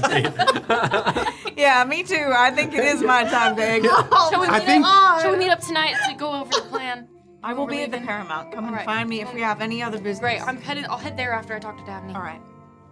Going with Yeah. the Merkel, right? NTC. Good luck, everyone. All right. Let's see. You're heading straight to the gnome. Yeah. I'm going up that way. And with that, that's where we're gonna end. Oh, no! tonight's 24 minutes! 24 minutes! Anthony will not be with us next week, sadly. Yes, I know. I'm going to have a nice long dinner with Byron. I remembered this time, and so I didn't interrogate him as to what the note said and why he was leaving. Oh my god, that's so funny. Very funny. But that's where we'll pick it up. A lot of stuff gaining a little bit of momentum here. Annabel will have a chance for spells and possibly get a visit from old Suggs Buskin. Oh my god. Love that guy. And then, a little talk with Daphne, see what we can learn from her or warn her about, whatever comes of that. A productive discussion with Izzy, who waits for Yeah, that was crazy. waits for the next steps. But that's where we're gonna end tonight's episode. Thank you guys so much for watching and being here with us. The ball is a rolling. It's gaining momentum, and we're hurtling towards our departure from Brunkhollow. I can't believe it. I know. I have no I'm right there with beliefs. you. Yeah. Unbelievable. No beliefs. My beliefs and values are gone. No belief. They are gone. Fresh out. Fresh out of that. Fresh out of beliefs. Yeah, a couple things getting, maybe for now the sort of clinker lookouts tied up a little bit, except for maybe a couple people around town who might be keeping an eye, and then we'll find out what happens next week. That's right. I'll get Byron to give him a good talk to. Yeah. Oh my god. All right, everybody. Thank you so much. Join us in Thank you. Join us in the Discord. Discord. Was there any just before we? Oh yeah. Subscribe. Subscribe. It probably only works once. It's like a What if it's sleeper not a sound. refraction kind of thing? Everyone's activated. Yeah. I'm gonna go to that. Okay, sorry, yes, here. And here you go. Nice McRoss did 69 bits, Anna Murphy did 5 bits, Kijib did resubscribe, Lower Sky 30 bits, Nice McRoss 20 bits, Told by Smallbird 20 bits. That was your natural 20, you dig this. Nice McRoss 17 bits, Alex Slayer resubscribe, thank you so much, and then Anna Murphy did 10 bits. Thank you guys so so much. much. Cheers. Thank you. You're Wah, welcome. wah. Oh, yeah, sorry, my lip gloss. More to come. Cheers. Same time next week. Cheers, everybody. Have a great week. Good night. Goodbye. Bye.